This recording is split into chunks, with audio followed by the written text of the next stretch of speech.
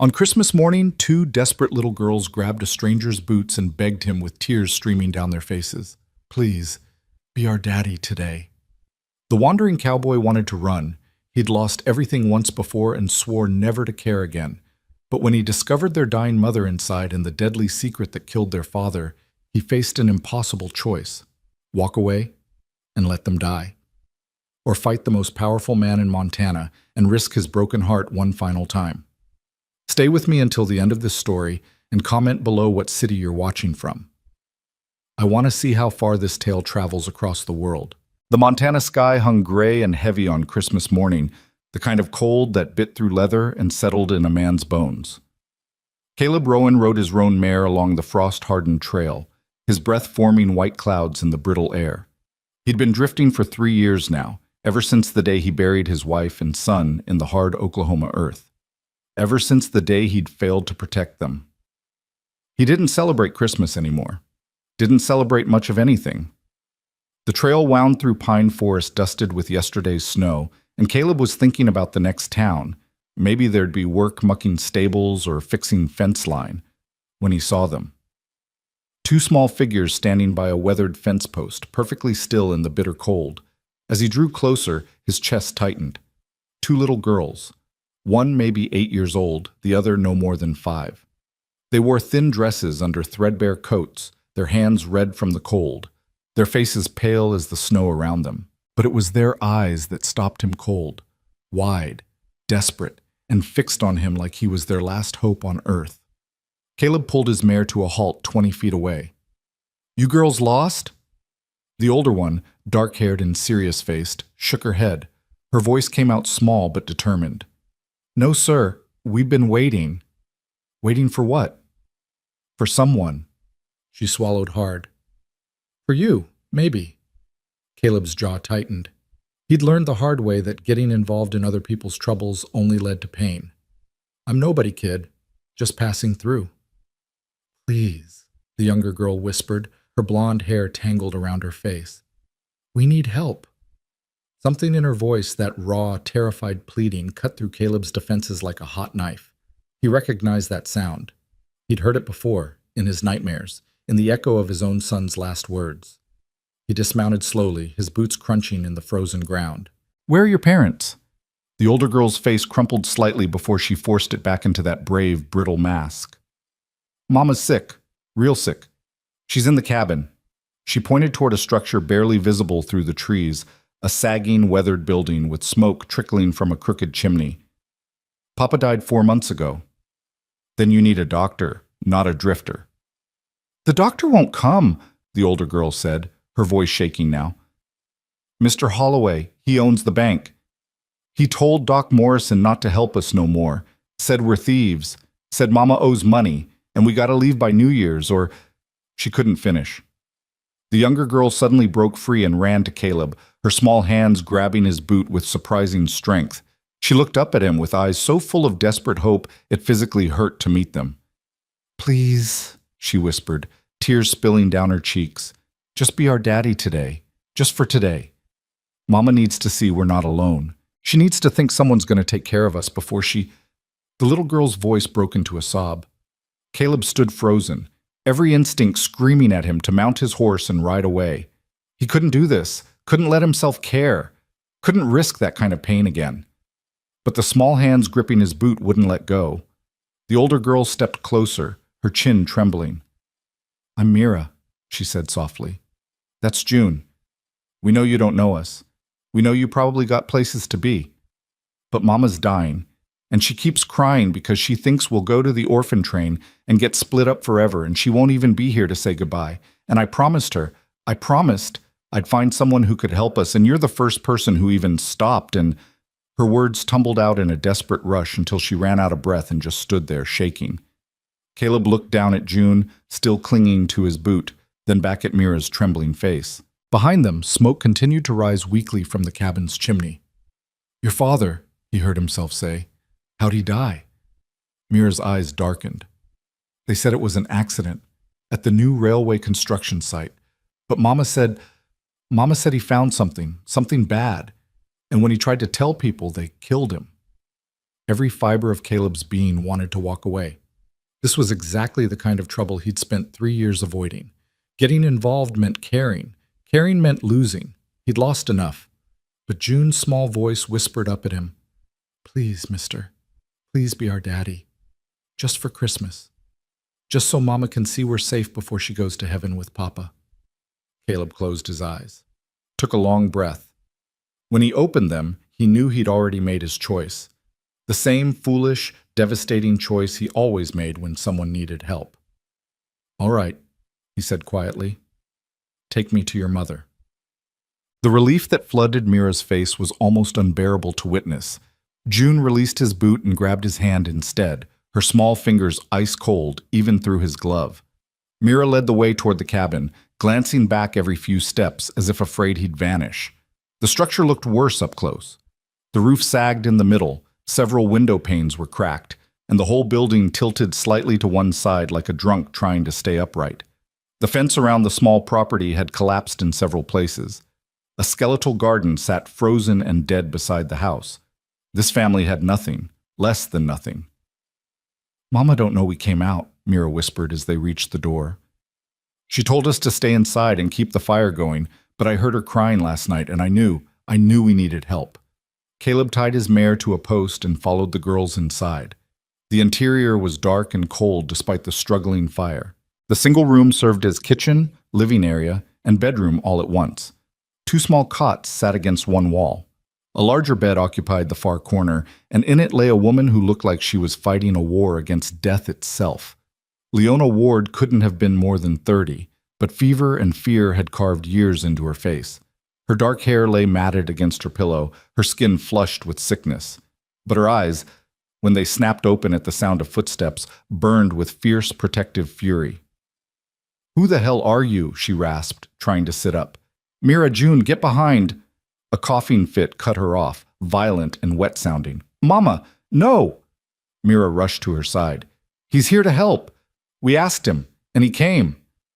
Leona's eyes found Caleb through her pain, and the suspicion there was sharp as broken glass. "I don't know you. Get out of my house." "Mama, please." "I said get out!" Another coughing fit racked her body. When it passed, she was gasping. "I don't need charity. Don't need strangers." Caleb stood in the doorway, understanding her fear perfectly. A strange man in her home, her daughters vulnerable, herself too weak to protect them. Trust was a luxury this woman couldn't afford. "My name's Caleb Rowan," he said quietly. "I'm not here to hurt anyone. Your daughters asked me to check on you, that's all. We don't have money to pay you." "Didn't ask for money." Leona's eyes narrowed. "Everyone wants something." "Mama," June whispered, tears streaming down her face. "Please don't send him away. You're so sick and we're scared and—" "Hush now, baby." Leona reached out with a shaking hand to stroke June's hair, and the tenderness of the gesture, the fierce love despite the weakness, made Caleb's throat tighten. "Mama's fine. I'm fine." She was clearly not fine. Her breathing rattled in her chest. Sweat beaded her forehead despite the cold. Caleb had seen enough death in his years as a lawman to recognize it circling like a vulture. "You need medicine," he said flatly. "Doctor's medicine. Where's the nearest town?" 3 miles south, but I told you we can't—" "I'll pay for it." The words came out before he'd thought them through. Leona stared at him like he'd just offered to fly to the moon. "Why?" she whispered. "Why would you do that?" Caleb didn't have a good answer.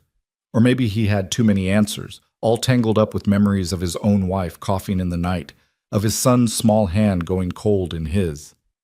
"Because your daughters asked me to be their daddy for a day," he said simply.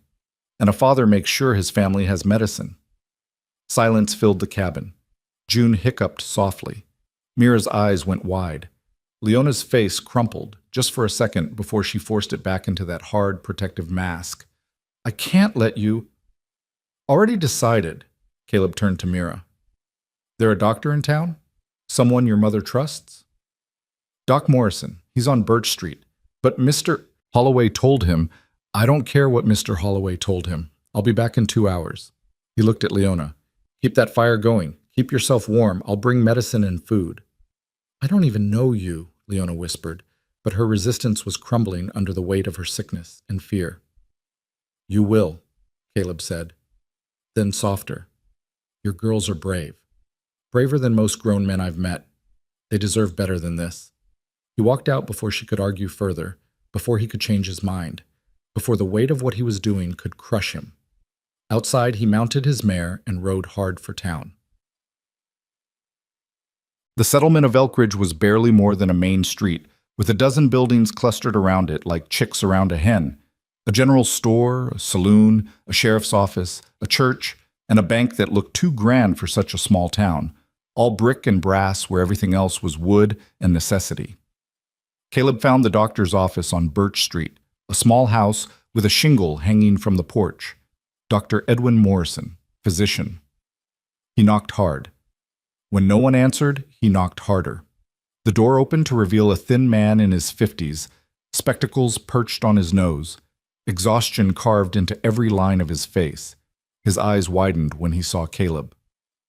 "If you're here about the Ward family, I can't—" "The Ward woman is dying," Caleb said bluntly. "2 little girls are about to lose their mother. I need medicine. I'll pay whatever it costs." Dr. Morrison's face twisted with something between shame and fear. "You don't understand. Garth Holloway owns this town. He owns the bank, half the businesses, most of the land. When he says I don't treat someone, I don't care about Holloway." Caleb pulled a small leather pouch from his coat and dropped it on the doctor's desk. The clink of coins was unmistakable. "That's $50, more than enough for medicine and a house call." The doctor stared at the pouch like it was a snake. "He'll ruin me. Holloway will—" "Holloway's not here right now. I am. And I'm asking you, are you a doctor or are you a coward?" The words hung in the cold air. Dr. Morrison's face flushed, but shame flickered in his eyes. He looked at the money, then back at Caleb. "She has pneumonia," he said quietly, "probably from weeks of living in that freezing cabin with inadequate food and heat. I treated her once, before Holloway." He trailed off. "She needs sulfanilamide, bed rest, warmth, proper food." "Then get your bag and let's go." "I told you, Holloway will—" "I'll deal with Holloway." Caleb's voice went cold and hard. "You deal with saving a woman's life. Which one of us has the harder job?" Dr. Morrison stood frozen for a long moment. Then, with shaking hands, he reached for his medical bag. "I'll need to get the medicine from the dispensary," he said quietly. "And some other supplies." "Do it. I'll meet you back here in 15 minutes with food from the general store." Caleb left before the doctor could change his mind.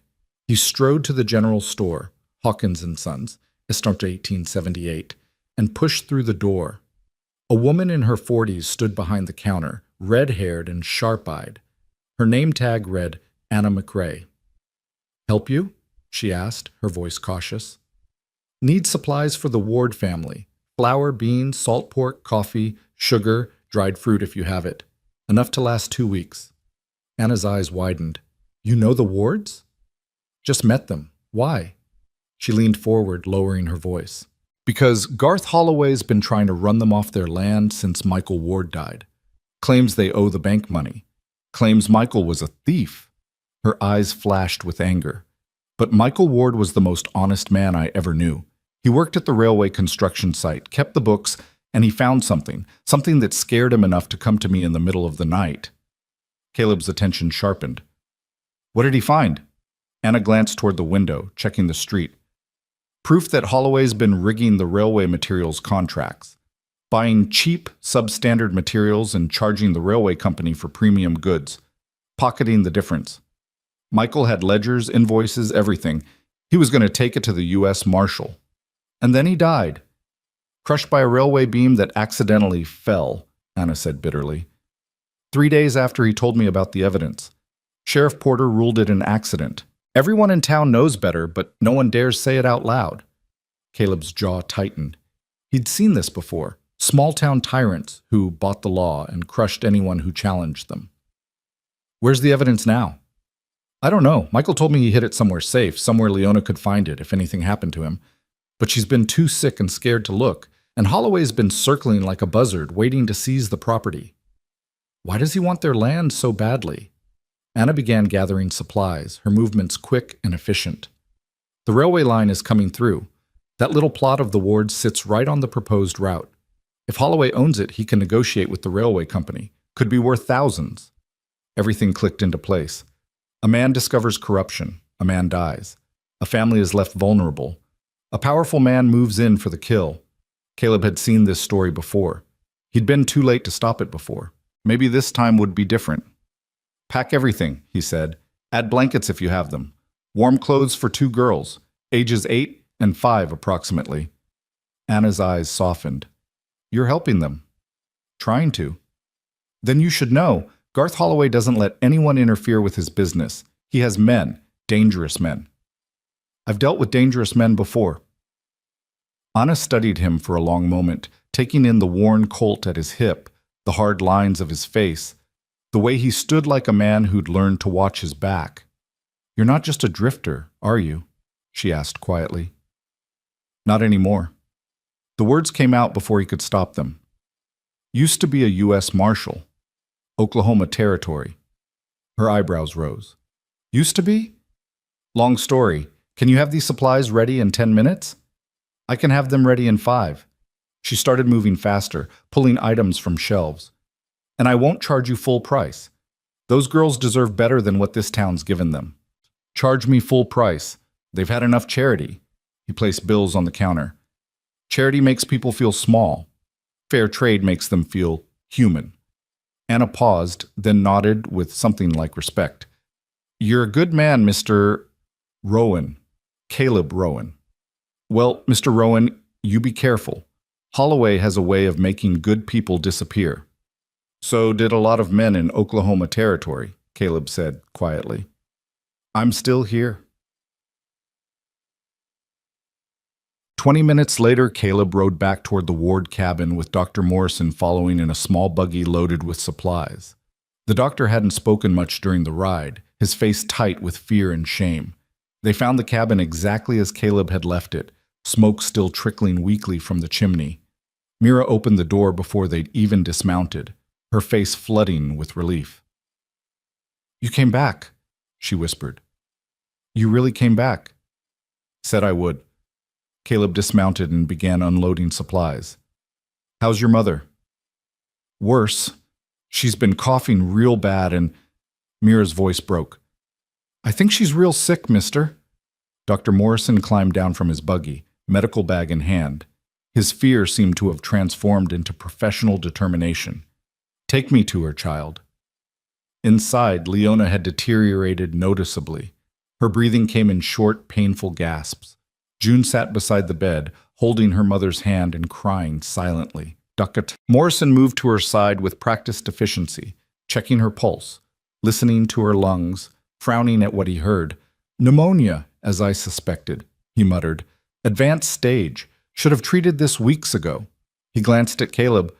Why didn't she come to me earlier? Couldn't afford it, Mira whispered. After Papa died, we didn't have money for nothing but food. And then Mr. Holloway said you couldn't help us anyway. The doctor's face reddened with shame. I'm sorry, child. I should have come anyway. He opened his bag and began preparing medicine. But we'll fix this now. Your mother's strong. With proper treatment, she'll recover. Leona's eyes fluttered open, focusing on the doctor with confusion. Edwin, why are you... Hush now, Leona. Save your strength. He prepared a syringe with sulfanilamide. This will help fight the infection. You'll need injections twice a day for the next week, along with this tonic. He held up a dark bottle. 3 spoonfuls, 4 times daily. I can't pay you, Leona rasped. Already paid, Caleb said from the doorway. Now let the man work. Leona's eyes found him. Confusion and suspicion and desperate hope all mixed together. Why are you doing this? Caleb didn't have an answer that made sense. Because 2 little girls grabbed his boot and called him daddy? Because he'd failed to save his own family and couldn't bear to fail again? Because for 3 years he'd been running from everything and maybe it was time to run toward something instead? Because it's Christmas, he said simply, and no one should die alone on Christmas. Dr. Morrison administered the injection while June hid her face against Mira's shoulder. Leona bore it stoically, her jaw clenched against the pain. The fever should break within 24 hours, the doctor said. But she needs rest, warmth, and nourishment. Lots of broth, water, keeping her temperature stable. He looked at Caleb. Someone will need to stay with her, monitor her through the night. I'll stay, Mira said immediately. You're 8 years old, Caleb said gently. You need sleep too.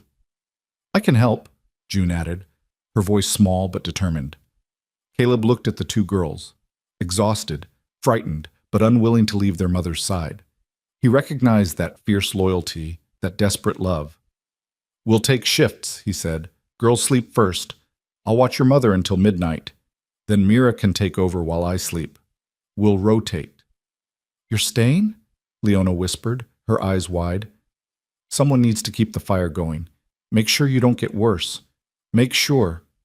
He trailed off, unable to finish the thought. Make sure you don't die alone like my wife did. Make sure your daughters don't wake up orphans on Christmas morning. Dr. Morrison packed up his supplies, leaving several bottles of medicine with detailed instructions. He looked at Caleb with something like gratitude. I'll come back tomorrow to check on her, he said quietly. And Mr. Rowan, thank you for reminding me what being a doctor actually means. After the doctor left, Caleb set about making the cabin livable. He built up the fire until heat actually filled the small space. He found the girls' cookpot and made broth from the salt pork and vegetables Anna had packed. He boiled water for Leona's medicine. He strung a blanket across one corner to give her privacy. Mira and June watched his every move like he might vanish if they blinked. Mr. Rowan? Mira asked quietly as he stirred the broth. Are you really going to stay? Or are you going to leave once Mama's better? The question cut deeper than she probably intended. Caleb had spent 3 years leaving towns, leaving people, leaving anything that might make him care. I'll stay until your mother's on her feet, he said. After that, we'll see. It wasn't a promise, but it was more than he'd given anyone in 3 years. June tugged on his sleeve. Will you really be our daddy for Christmas? Caleb's throat tightened. He knelt down so he was eye level with the little girl. I'll do my best to take care of you and your sister and your mama. That's what a daddy does, right? June threw her small arms around his neck, squeezing with surprising strength. Over her shoulder, Caleb saw Leona watching from the bed, tears streaming silently down her fever-flushed face. That night, after the girls had finally fallen asleep in their cots and the cabin was quiet except for Leona's labored breathing and the crackling fire, Caleb sat in a rickety chair beside her bed. Why? She whispered, her voice barely audible. Why are you really doing this? Caleb stared into the fire, seeing ghosts in the flames. I had a family once, he said quietly. Wife and son. 7 years ago. I was a U.S. Marshal, gone for weeks at a time chasing outlaws.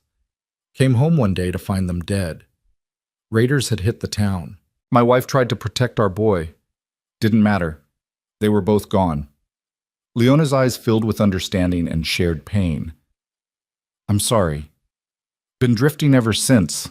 Couldn't stay in one place. Couldn't let myself care about anything or anyone because caring meant losing, and I couldn't... He stopped, surprised at how much he'd said. Your girls remind me of him. My son. The way they look at the world like it's supposed to be fair, supposed to be good, even though it keeps proving them wrong. They're strong, Leona whispered, like their father was. Tell me about him. About what he found. Leona's face hardened despite her weakness. Michael was a good man. Worked as a bookkeeper for the railway construction company. One day he noticed discrepancies, materials that were paid for but never delivered, receipts that didn't match inventories. He started digging and found that Garth Holloway was running a massive fraud. Cheap materials substituted for quality goods. The difference pocketed. Dangerous knowledge. Michael knew it. But he also knew people could die if those cheap materials failed. Railway bridges, trestles, buildings, all built with substandard goods. So he gathered evidence. Ledgers, receipts, testimonies from workers. He hid everything and planned to take it to the U.S. Marshal. But Holloway found out. Leona nodded, tears spilling over. 3 days before Michael was supposed to leave for Helena with the evidence, a beam fell at the construction site, crushed him. Sheriff called it an accident. Her voice broke. But I know Holloway had him killed. Where's the evidence now? I don't know. Michael said he hid it somewhere I'd never think to look, somewhere the girls would be safe. He said if anything happened to him, I'd find it when the time was right. She coughed, the effort clearly painful. But I've been too scared to search. Too sick. And Holloway's been circling, threatening to foreclose, to send the girls away. He won't, Caleb said firmly. Not while I'm here. Leona studied his face in the firelight. You can't fight a man like Holloway. He owns everything. The bank, the sheriff, half the businesses in town. He's got hired guns, political connections. I've fought men like Holloway before. Usually they're cowards underneath all that power. They rely on fear and money to protect them. Take those away and they crumble. And if they don't crumble? If they come after you? Caleb's hand unconsciously moved to the Colt at his hip. Then I stopped crumbling first. Leona reached out with a shaking hand and grabbed his wrist. Her grip was weak but desperate. Please don't die for us. Please don't let my girls watch another man die. Don't plan on dying, Caleb said gently. Plan on living. Plan on making sure you and your daughters have a future. Why? She whispered again. The question she couldn't stop asking. Why do you care? Caleb looked at the sleeping girls curled together in their cot for warmth. Looked at this dying woman fighting to stay alive for her children. Looked at the flickering fire that was all that stood between this family and the frozen darkness outside. Because 3 years ago, I stopped caring about anything, he said quietly, and it's been killing me slower than any bullet could. Maybe caring again is the only way to survive. Leona's eyes drifted closed, exhausted by fever and emotion. Thank you, she breathed, for being here, for being their daddy, even if it's just for Christmas. Caleb sat in the darkness, keeping watch, feeding the fire, listening to the 4 heartbeats that filled the cabin. 3 fragile lives and his own broken one, somehow beating together through the longest night of the year. Outside, Montana winter wrapped around the cabin like a fist. But inside, for the first time in 3 years, Caleb Rowan felt something he'd thought was dead forever. He felt needed. He felt responsible. He felt alive. And somewhere in the darkness, he knew Garth Holloway was planning his next move, because men like Holloway never stopped until they got what they wanted.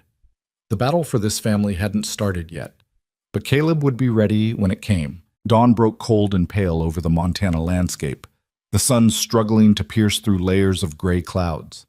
Caleb hadn't slept. He'd kept vigil through the night, stoking the fire every hour, checking Leona's fever with the back of his hand the way Dr. Morrison had shown him, listening to the ragged rhythm of her breathing gradually smooth into something less desperate. Around 5 in the morning, her fever finally broke.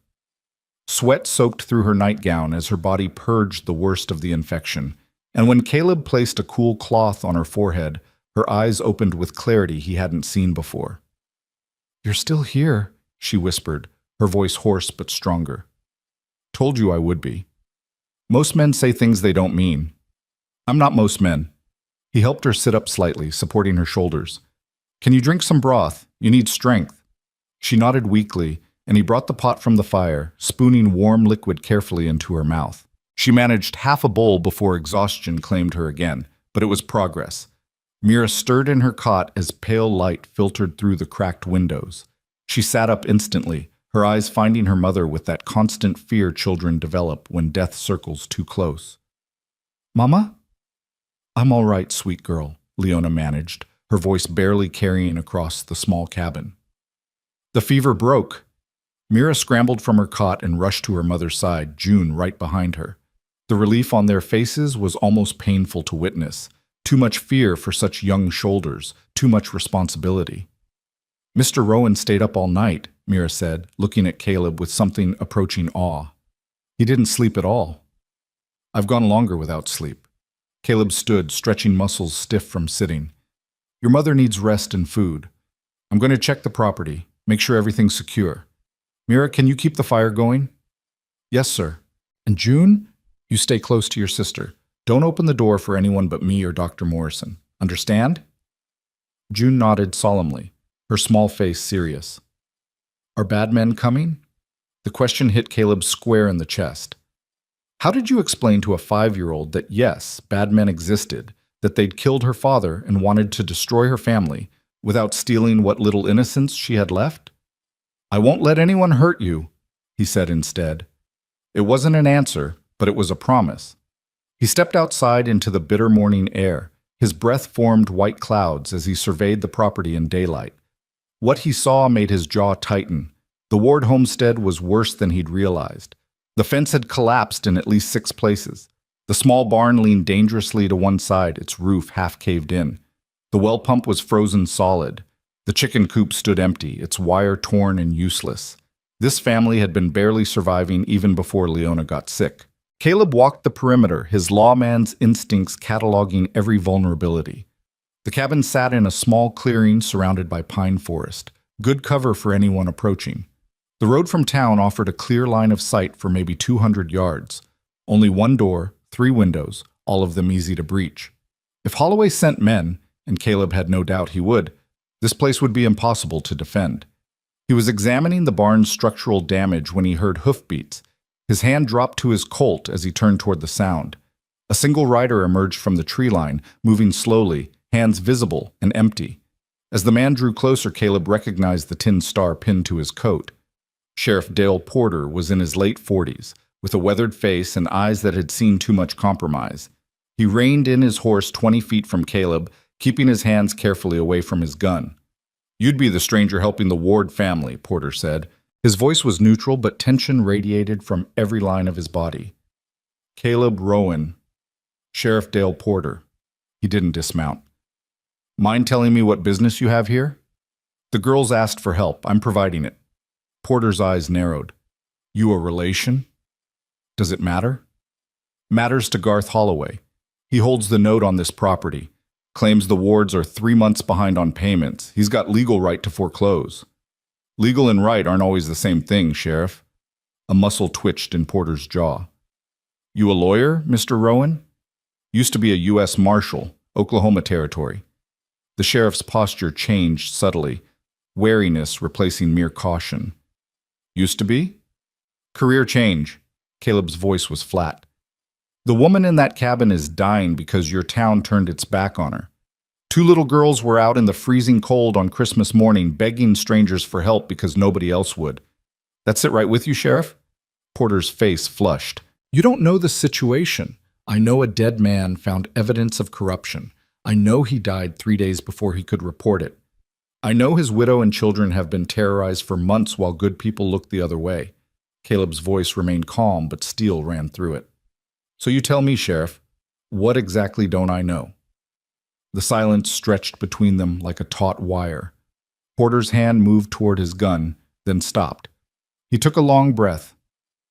"You need to leave," he said finally. "Tonight. Take your money and your good intentions and ride out. You stay here, you're going to get hurt." "That a threat?" "That's friendly advice from a man who's seen what Holloway does to people who interfere." Porter's voice dropped. "I got a wife and 3 kids, Mr. Rowan. I do what I have to do to keep them safe. You should do the same and get gone." "I made a promise to 2 little girls." "Then you're a fool." Porter gathered his reins. "Holloway knows you're here. Knows you paid for the doctor, bought supplies. He's not happy. He'll send men, probably tonight, and when they come, I won't be able to stop them." "Won't be able to? Or won't?" Porter's face went hard. "Don't judge me, Marshal. You don't know what it's like living under Holloway's thumb, watching him destroy anyone who crosses him, knowing there's nothing you can do." "There's always something you can do," Caleb interrupted. "You just have to be willing to pay the price."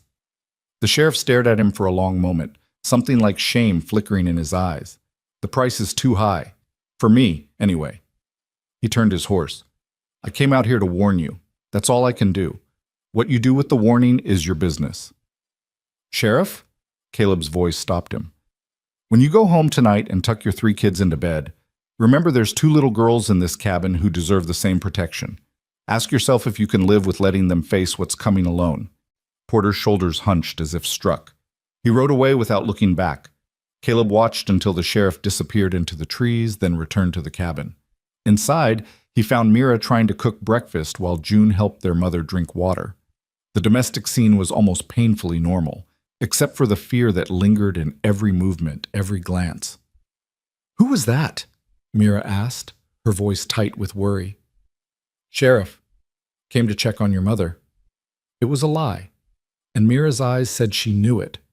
But she was 8 years old and already understood that sometimes adults lied to protect children from harder truths.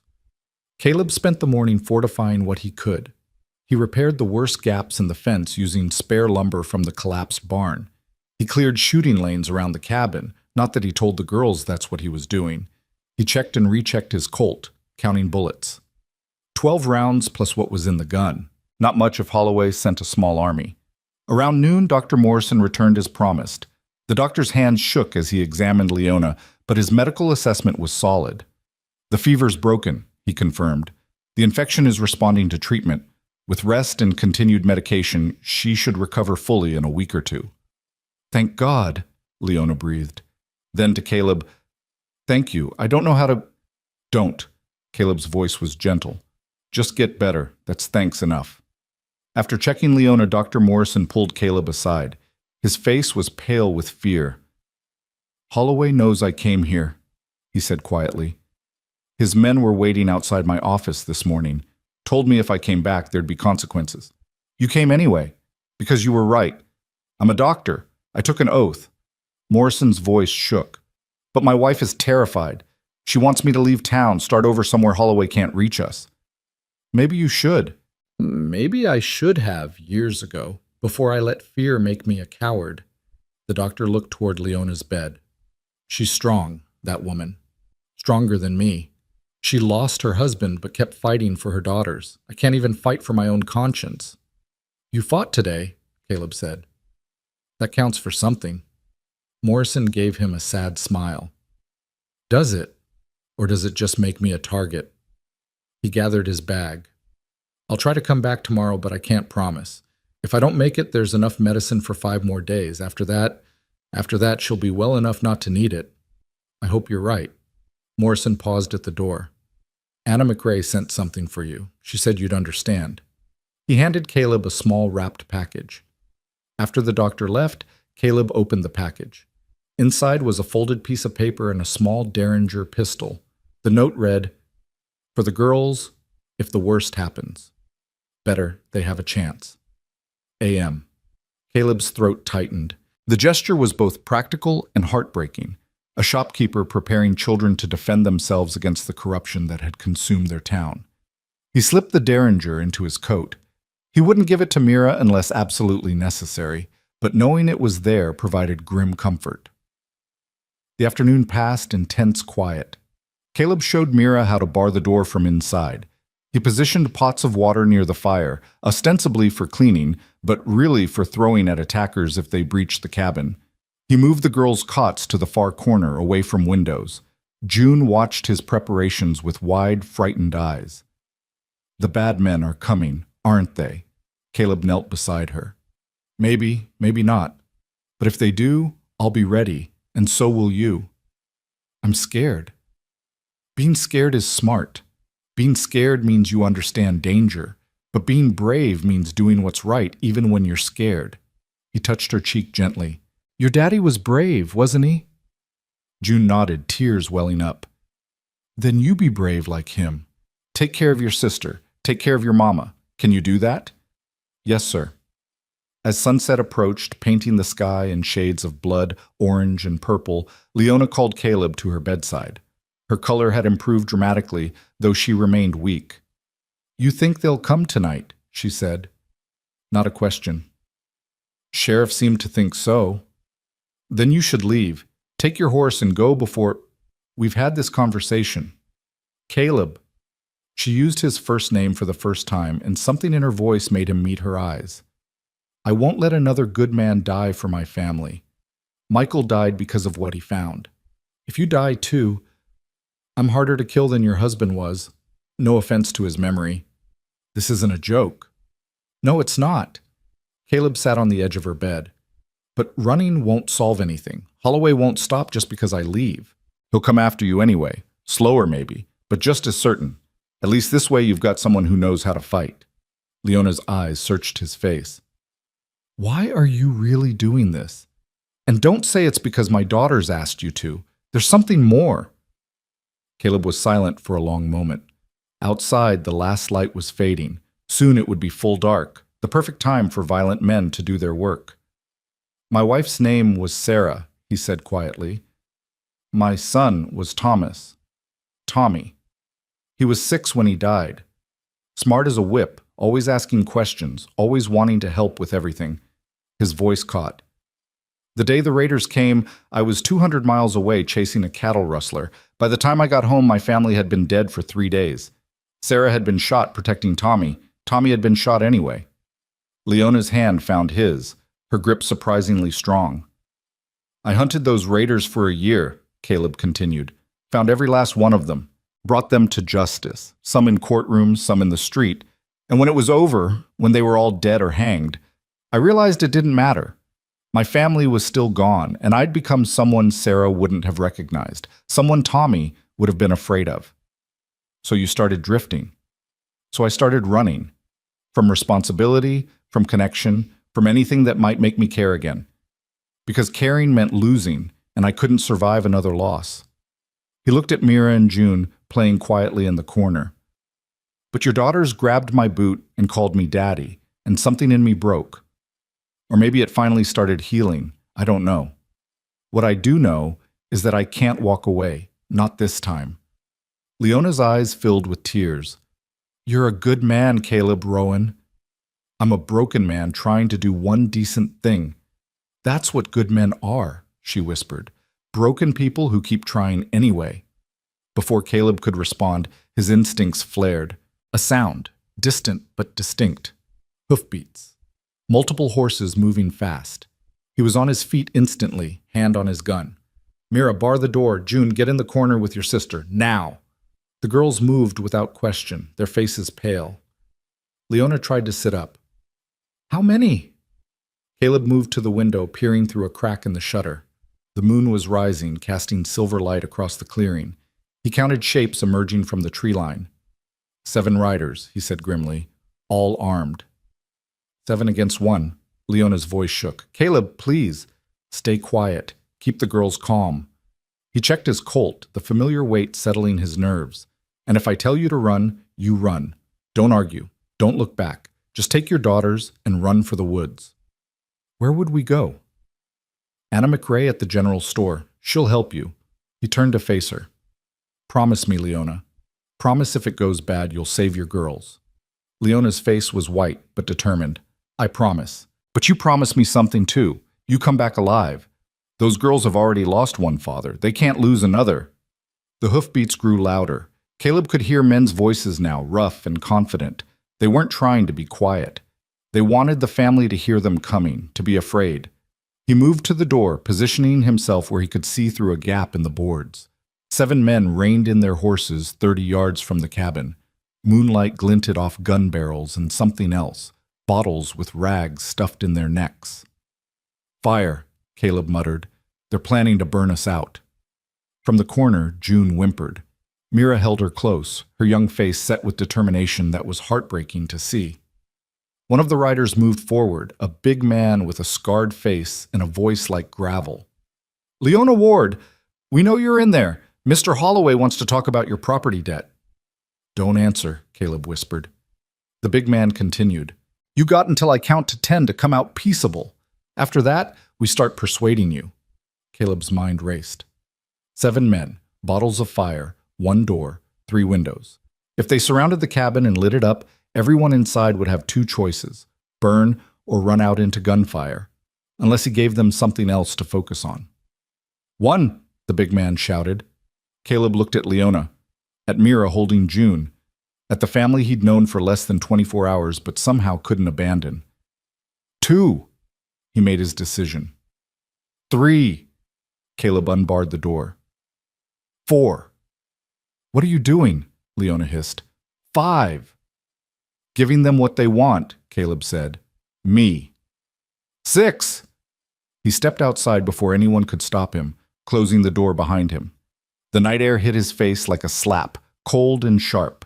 7 pairs of eyes fixed on him with predatory interest. Well now, the big man said, a cruel smile spreading across his face. Who do we have here? Name's Caleb Rowan. I'm the one who paid for the doctor, bought the supplies. Got a problem with that? Mr. Holloway does. The big man spat tobacco juice.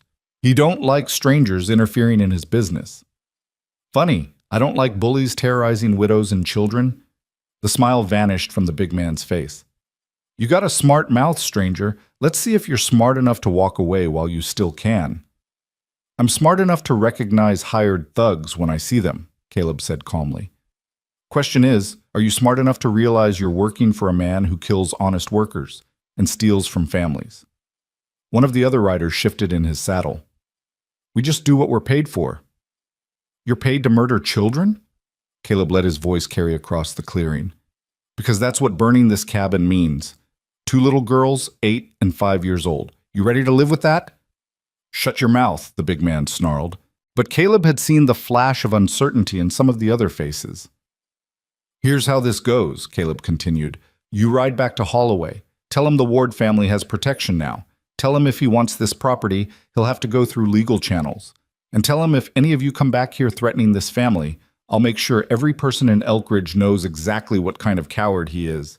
The big man laughed, a harsh, ugly sound. You hear that, boys? 1 man against 7, and he's giving orders. 1 man who used to be a U.S. Marshal, Caleb said quietly. 1 man who's tracked and taken down men meaner and better armed than you. 1 man who's got nothing left to lose. That last part hit home. Caleb saw it in their faces, the realization that a man with nothing to lose was the most dangerous kind. The big man's hand moved toward his gun. Tough talk for someone standing in the open. I'm standing in the open so you can see me clearly when I tell you this. First man who draws dies. Might not be the only one who dies, but he'll definitely be first. Any of you want to test how fast I am? The silence that followed was broken only by nervous horses shifting and the whisper of wind through pine trees. 7 men, 7 guns against 1. But none of them moved, because none of them wanted to be first. This ain't over, the big man finally said. Mr. Holloway don't take kindly to being threatened. Then Mr. Holloway should stop sending boys to do a man's work. Caleb's voice was ice. Now get off this property before I decide talking is finished. For a moment, the tension was so thick it was almost visible. Then one of the riders turned his horse. Then another. The big man sat frozen for a long moment, rage and humiliation warring on his face. You just made a powerful enemy, he spat. Won't be my first. Won't be my last. The big man finally turned his horse, but his parting words carried clear malice. We'll be back, with more men, and next time we won't talk first.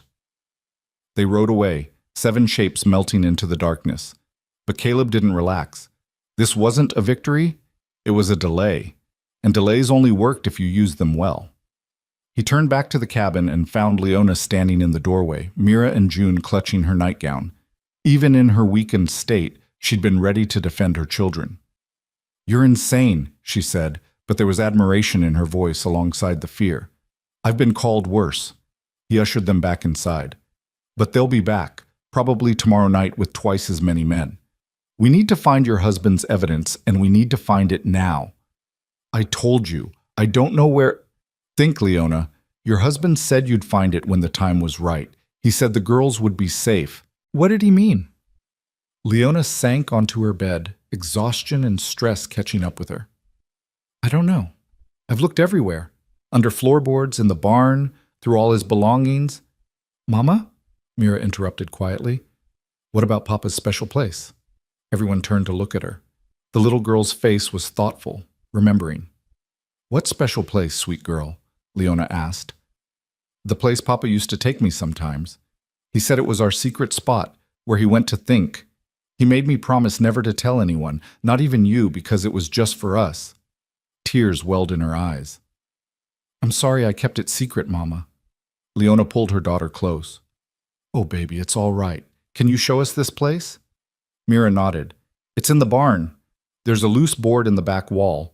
Behind it is a space big enough for a box. Caleb was already moving. Show me. They went out into the cold night, Caleb carrying a lantern and his gun. The barn loomed like a skeletal creature in the moonlight, its damaged roof casting strange shadows. Mira led them to the back wall, her small hand running along the weathered boards until she found the right one. Here! Caleb set down the lantern and pulled. The board came away easily, revealing a hollow space in the wall. Inside was a metal box, carefully wrapped in oilcloth. Caleb lifted it out with hands that wanted to shake. This was it. The evidence that had cost Michael Ward his life. The truth that could bring down Garth Holloway, or get them all killed trying. Back in the cabin, they opened the box on the table. Inside were ledgers, receipts, contracts, and a detailed journal in Michael Ward's careful handwriting. Page after page of evidence. Materials bought at bottom prices but billed at premium rates. Bribes paid to railway officials.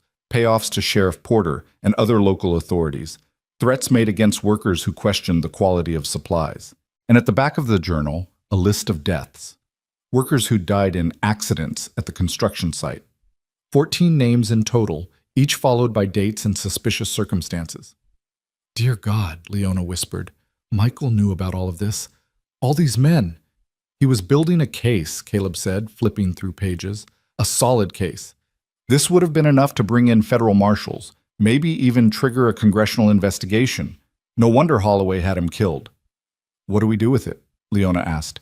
"We take it public. Tomorrow. We go into town, gather witnesses, and we expose everything Holloway's done." "He'll kill us before we get halfway to town," Leona said desperately.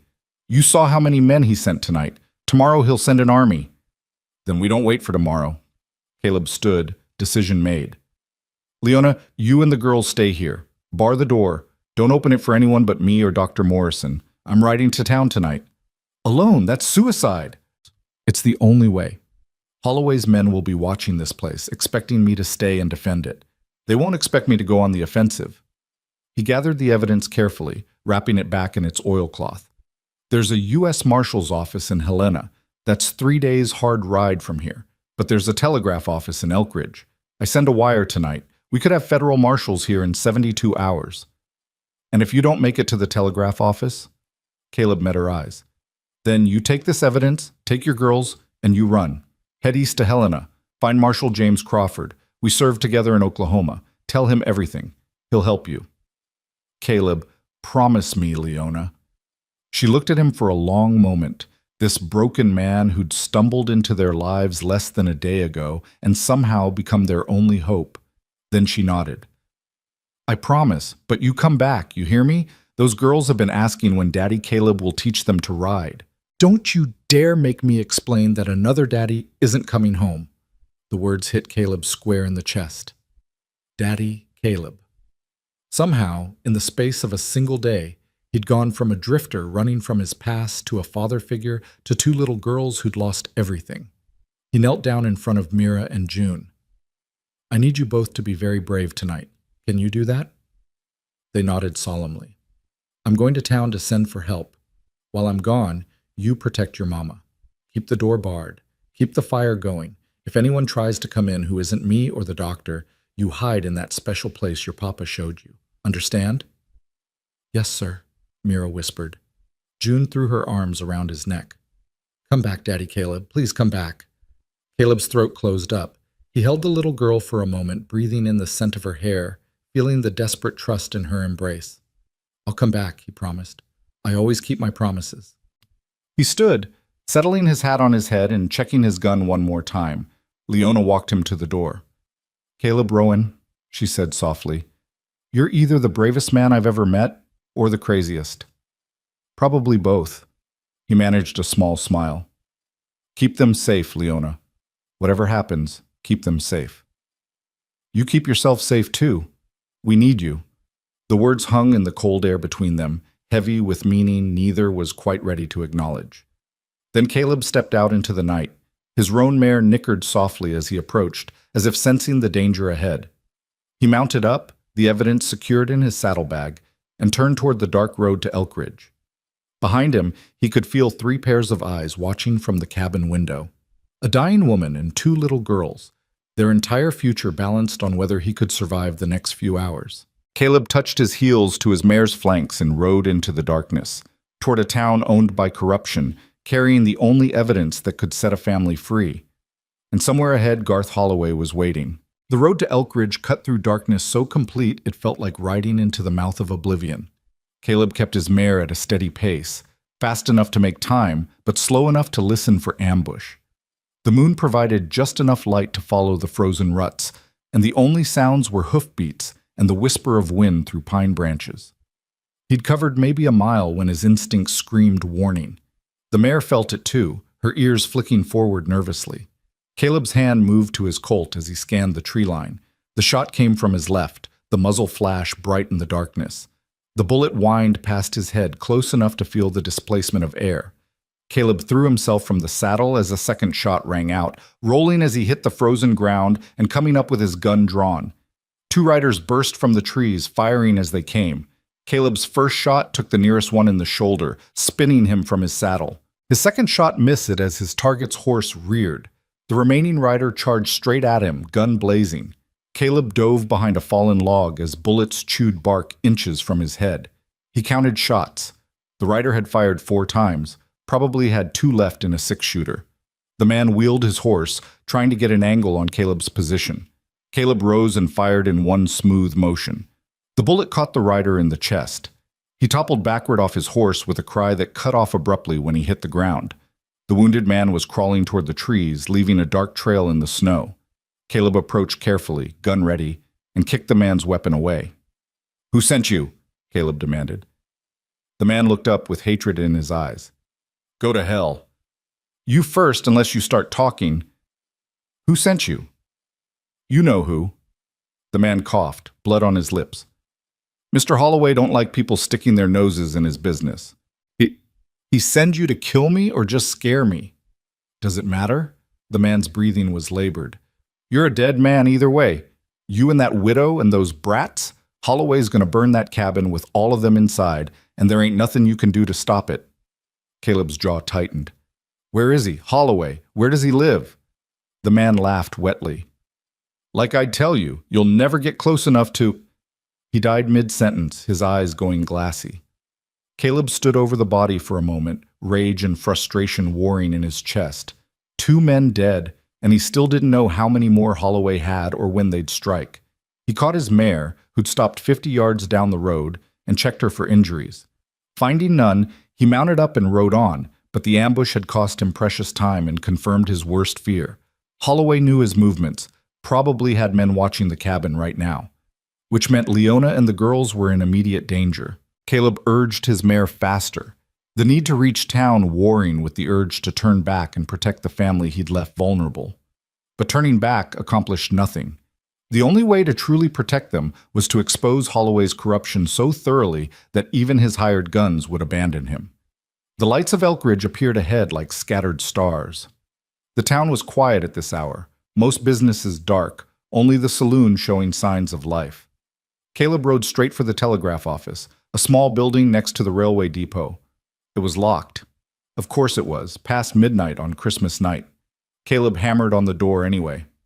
"Telegraph operator, open up! Emergency!" No response.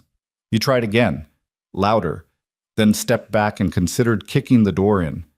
Before he could, a voice called from down the street. "Office is closed, friend. Come back in the morning." Caleb turned to see a man approaching from the direction of the saloon. Middle-aged, slightly drunk, wearing a telegraph operator's visor pushed back on his head. "You the operator?" Caleb asked.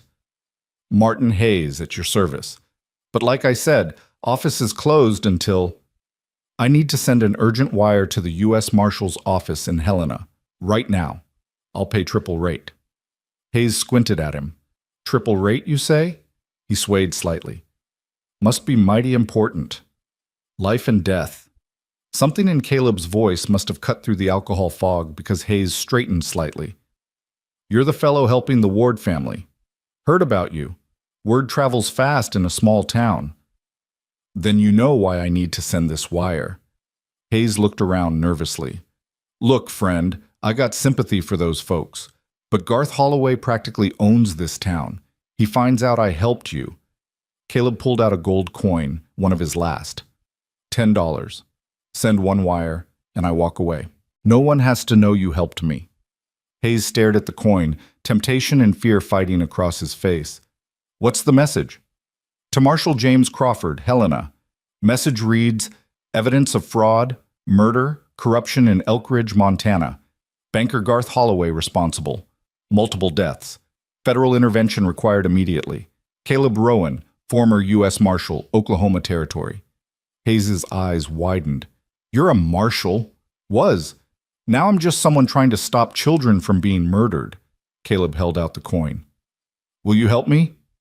The operator took a long breath, looking at the coin, then at Caleb's face. Whatever he saw there made his decision.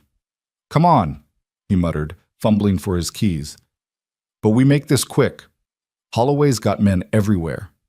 Inside the office, Hayes lit a lamp and moved to his telegraph key with the practiced efficiency of long experience. His fingers worked the key, tapping out Caleb's message in rapid Morse code.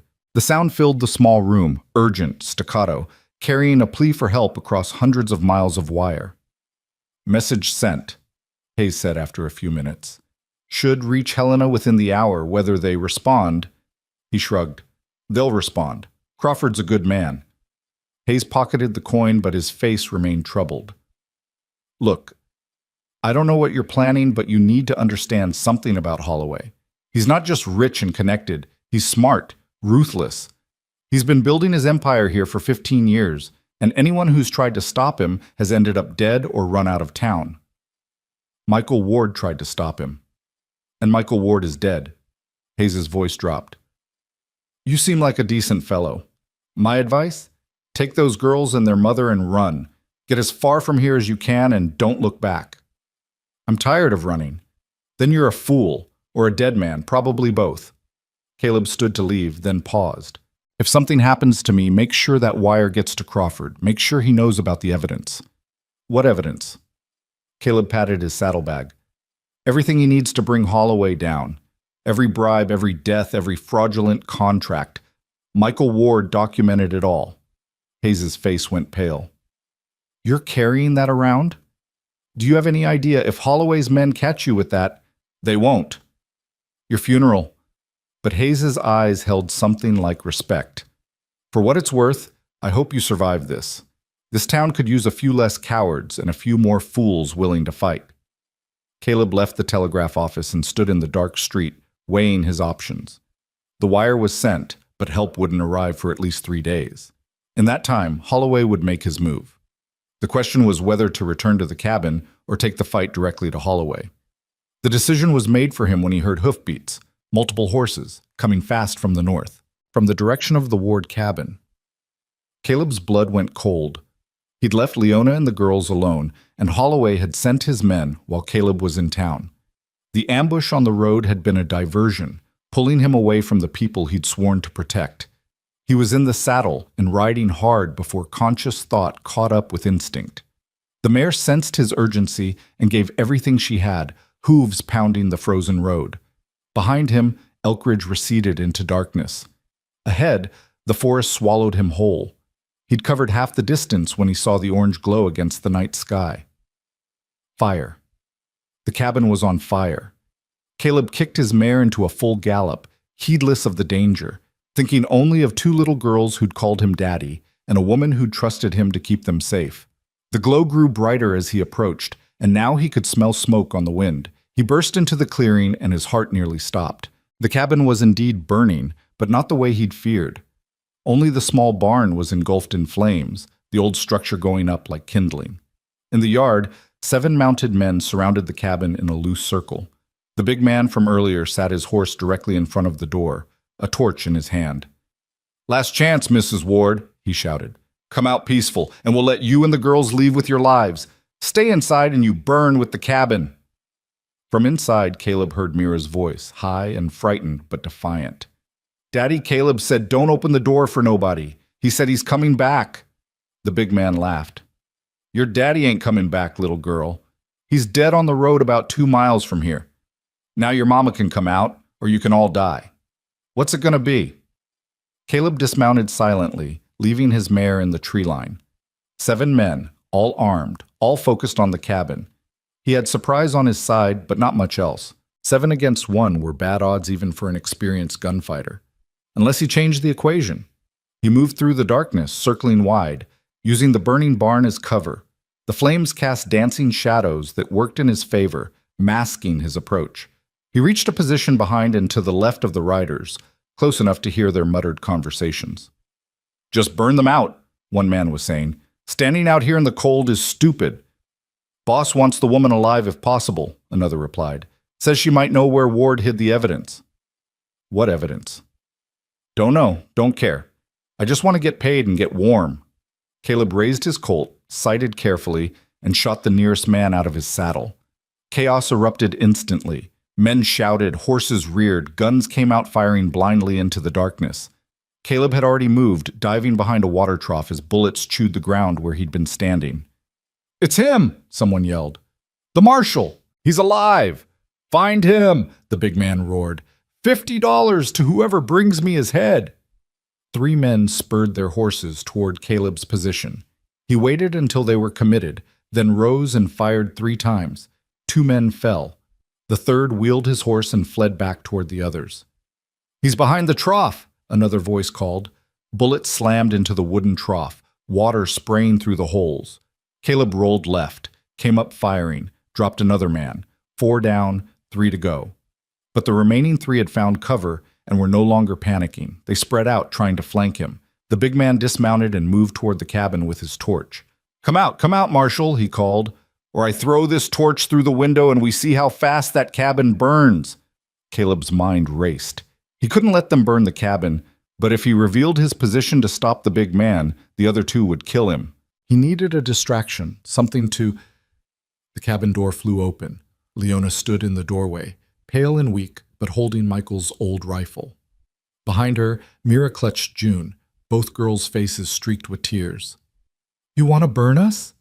Leona's voice was steady despite her trembling hands. "You'll have to shoot me first, and I promise you, I'll take at least one of you with me." The big man stopped, torch raised. "Lady, you're in no condition to..." Leona pulled the trigger. The shot went wide but close enough to make the big man stumble backward. She levered another round, and this time her aim was steadier. "My husband documented every dirty deal Garth Holloway ever made," she said, her voice carrying across the yard. "Every bribe, every murder, every stolen dollar. And that evidence is already on its way to the U.S. Marshals in Helena. So you can kill us if you want, but it won't save your boss. He's finished either way." The big man's face twisted with rage. "You're lying." "Am I?" Leona's smile was bitter. "Ask Caleb Rowan." "Oh, wait, you can't because he's standing right behind you." It was a bluff, but the big man couldn't help himself. He turned his head to check, and in that split second of distraction, Caleb rose from cover and fired. The bullet took the big man in the leg. He went down hard, the torch flying from his hand and landing harmlessly in the snow. The other 2 riders broke and ran, spurring their horses toward the tree line. Caleb let them go. He was already running toward the cabin, toward Leona, who was swaying on her feet, toward the girls who were crying and calling his name. He reached them just as Leona's strength gave out. He caught her before she hit the ground, and suddenly he had an armful of trembling women and 2 little girls wrapping themselves around his legs. "Daddy Caleb," June sobbed. "They said you were dead." "Takes more than that to kill me," he managed, his voice rough with emotion. He looked at Leona. "You shouldn't have come out. Could have gotten yourself killed." "So could you." Her eyes met his. "But you came back anyway." "Told you I would." Mira was crying into his coat. "We were so scared. The barn caught fire and the bad men came, and Mama said we had to be brave, but I was so scared." "You were brave," Caleb said, kneeling so he could look at both girls. "You were so brave. I'm proud of you, both of you." The big man groaned from where he lay in the snow, clutching his wounded leg. Caleb stood, his gun still ready, and walked over to him. "Here's what's going to happen," Caleb said quietly. "You're going to ride back to Holloway. Tell him his evidence is already with the federal marshals. Tell him this family is under my protection, and the next man who comes here dies. Understand?" The big man spat blood. "Holloway will kill me for failing." "Then you'd better hope you can ride faster than he can shoot." Caleb hauled him to his feet and shoved him toward his horse. "Get out of here, and take your dead with you. I don't want their bodies stinking up this property." The big man limped to his horse, the other 2 riders emerging from the trees to help load the bodies. Within minutes, they'd ridden away, leaving only bloodstains in the snow and the burning barn casting its hellish glow. Caleb turned back to find Leona still standing in the doorway, the rifle now lowered, her face pale as death. He reached her just as her knees buckled again. "Inside," he said, lifting her easily. "You are burning through strength you don't have." "Had to help," she whispered. "Couldn't let them burn my girls." "I know, but now you need to rest." He carried her inside and laid her gently on the bed. Mira and June pressed close, their small hands reaching for their mother. The cabin was cold. The fire had burned low during the fight, and Caleb immediately set about building it back up. As warmth began to fill the space again, he checked the door and windows, making sure they were secure. The barn was still burning outside, but the cabin itself was untouched. They'd survived, but barely. "Caleb," Leona's voice was weak. "Did you send the wire?" "Sent it. Crawford should get it by morning. Help will come, but it'll take 3 days, maybe 4. "And Holloway?" "Knows we have the evidence, knows he's running out of time." Caleb sat in the chair beside her bed. "He'll make one more push. Everything he's got. Probably tomorrow night." "How many men does he have?" "More than I can fight alone." Caleb looked at the girls, both of them exhausted but still refusing to sleep, afraid of what might happen if they closed their eyes. "We need to leave. Get you and the girls somewhere safe until the marshals arrive." "Where?" Leona asked. "He controls the whole town. There's nowhere to go." Caleb thought about Anna McRae, the shopkeeper who'd helped him, about Dr. Morrison who'd defied Holloway to treat Leona, about the telegraph operator who'd sent the wire despite his fear. Not everyone in Elkridge was under Holloway's thumb. Some people were just waiting for someone to stand up first. "The church," Caleb said suddenly. "It's neutral ground, and it's the biggest building in town. If we can get there, gather witnesses, make everything public, Holloway can't massacre people in a church without destroying whatever reputation he has left." "He doesn't care about reputation," Leona said. "No, but his political connections do. He's been working with railway officials, probably territorial representatives. Those men care very much about public perception." Caleb leaned forward. "We take the evidence to the church. We invite the whole town. We read Michael's journal out loud where everyone can hear. We make it so public that even Holloway's hired guns won't dare touch us." "That's insane." "So is staying here waiting to be burned out?" Caleb met her eyes. "It's a risk, but it's our best chance." Leona looked at her daughters, then back at Caleb. "When?" "Tomorrow, Christmas night. Everyone will be in town anyway. We show up with the evidence, make our stand in front of God and everybody. And if it doesn't work, then at least we go down fighting instead of hiding." Silence filled the cabin. Outside, the barn fire was finally dying down, the flames giving way to embers and ash. Inside, the 4 of them huddled together, a makeshift family bound by crisis and courage. "All right," Leona finally said. "We do it your way. But Caleb, if things go bad, you get my girls out. Promise me." "Leona's, promise me." Her voice cracked. "I can't lose them. They're all I have left of Michael. If I die, I need to know someone will take care of them." Caleb looked at Mira and June, these 2 brave little girls who'd grabbed his boot and changed his life. The thought of them facing the world alone, of ending up on the orphan train their mother feared so much, was unbearable.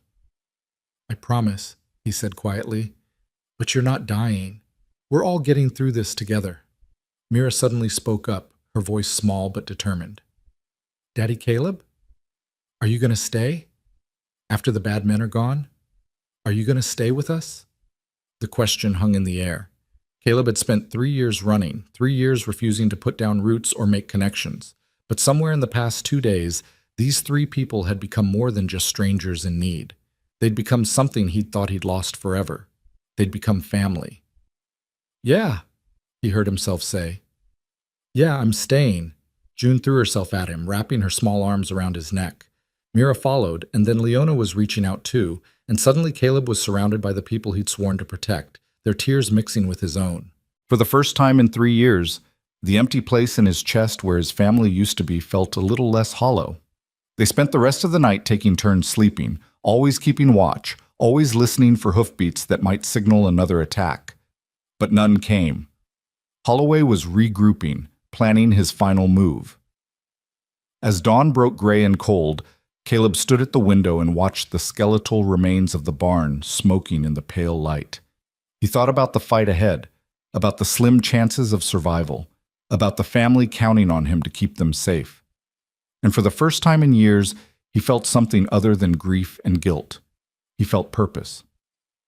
"Whatever happens today," Leona said from her bed, watching him with eyes that held too much understanding, "thank you for giving us hope, for giving my girls a reason to believe good men still exist." Caleb turned to face her. "Your husband was a good man. He died trying to do the right thing. The least I can do is finish what he started." "He would have liked you," she said softly. "Michael always said the world needed more men willing to stand against the darkness." "Then let's make sure his death meant something." Caleb checked his gun, counted his remaining bullets. "Not enough. Never enough. Get some rest. Tonight, we end this." The day passed in tense preparation. Caleb cleaned and loaded every gun in the cabin.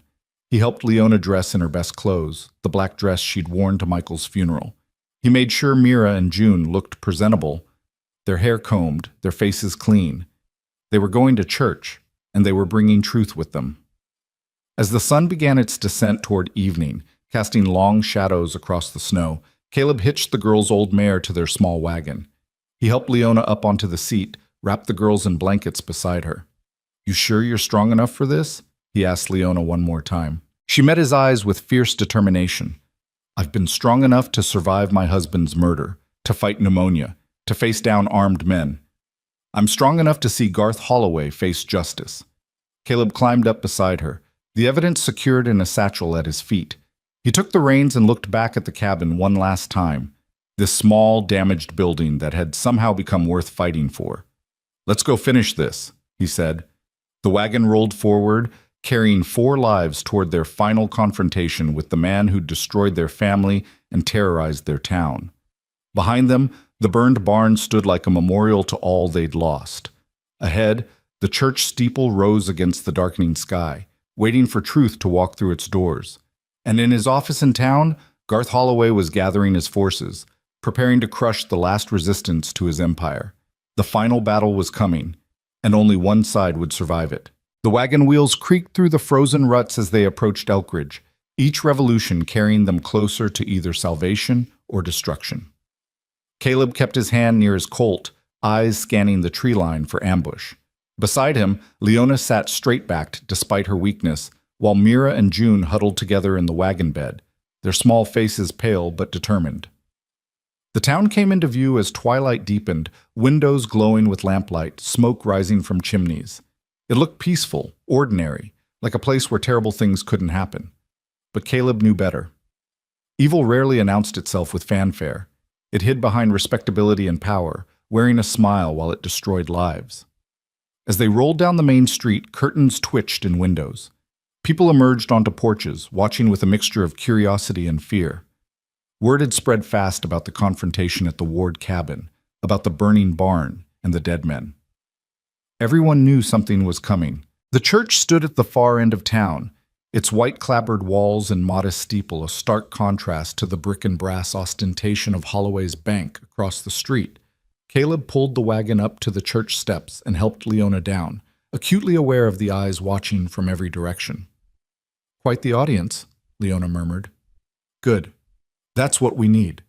Caleb lifted June down, then Mira, keeping the girls close. "More witnesses means Holloway has to be careful."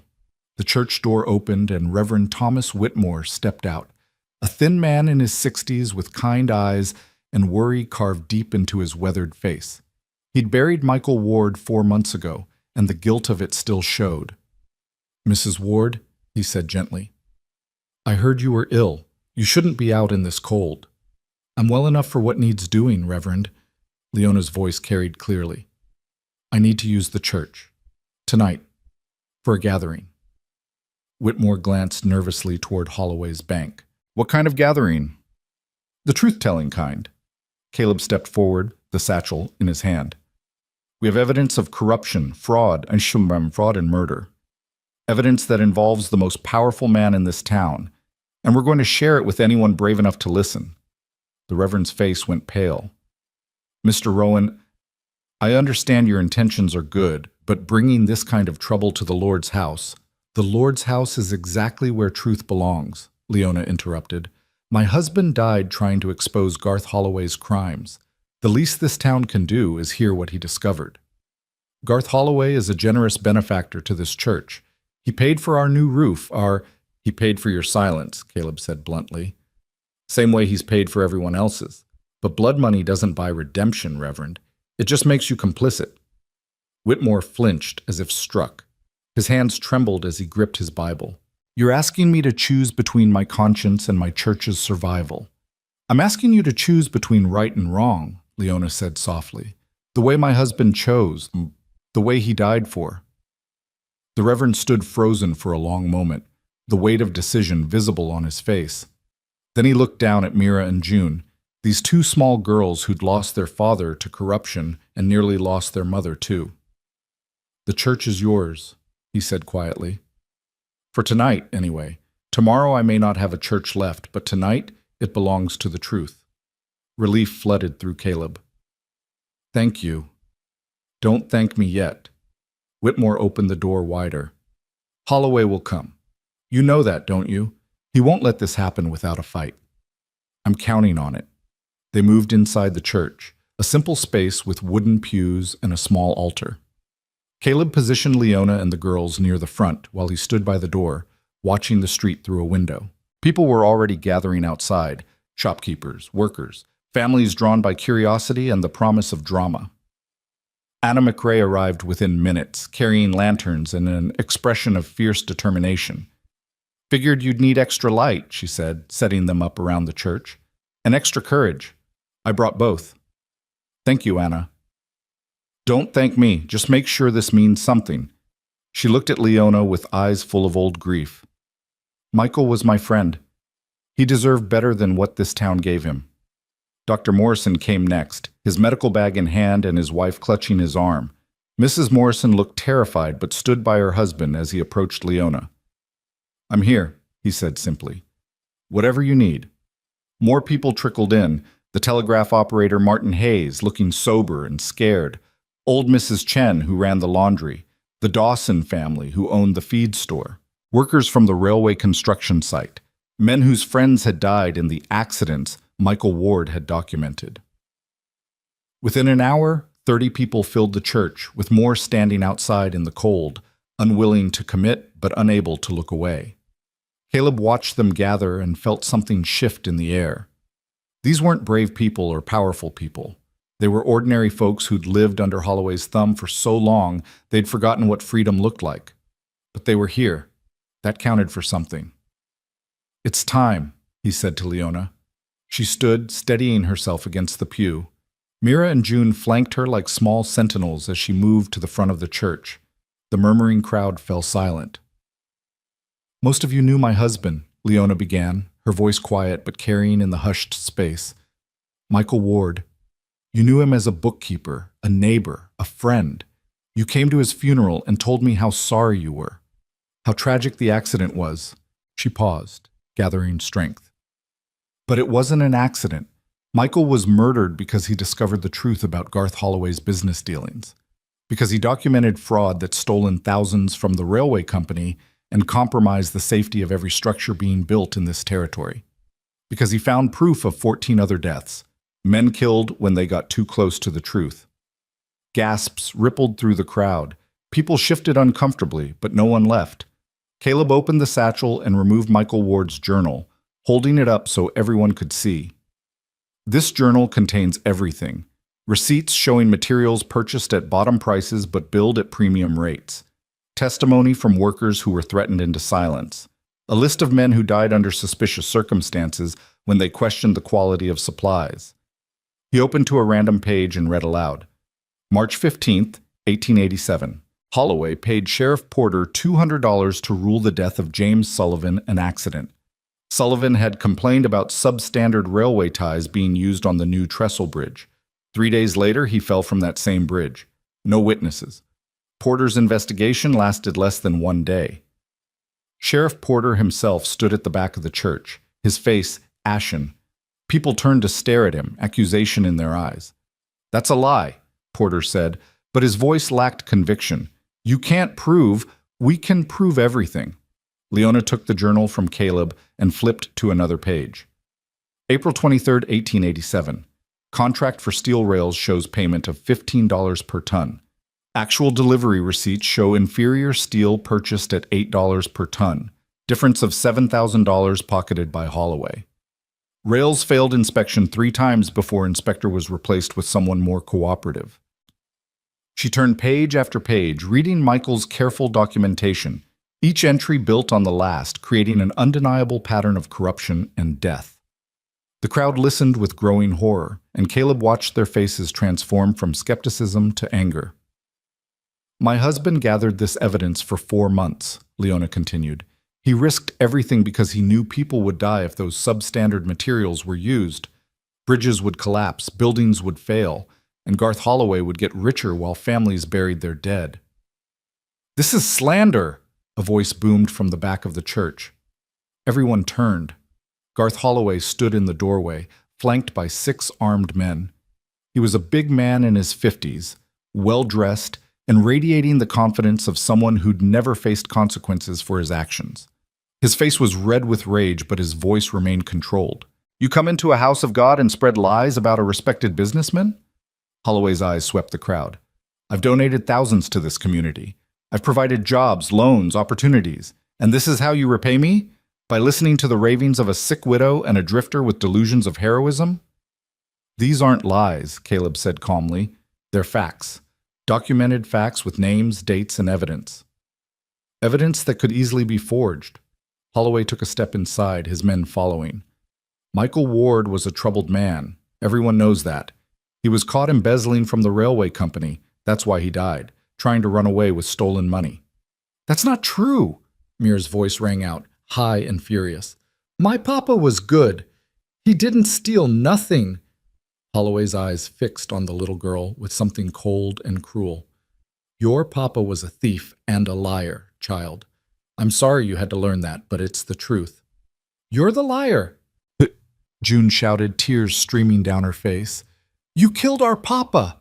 The crowd stirred uneasily. Holloway sensed the shift and modulated his tone, going for sympathy. "I understand these children are grieving," he said smoothly. "Loss makes us irrational, makes us look for someone to blame. But the fact is, Michael Ward's death was investigated by Sheriff Porter and ruled an accident, unless you're suggesting our duly appointed lawman is corrupt." All eyes turned to Porter. The sheriff looked like a man drowning, his hand unconsciously moving toward his gun. I investigated thoroughly," Porter stammered.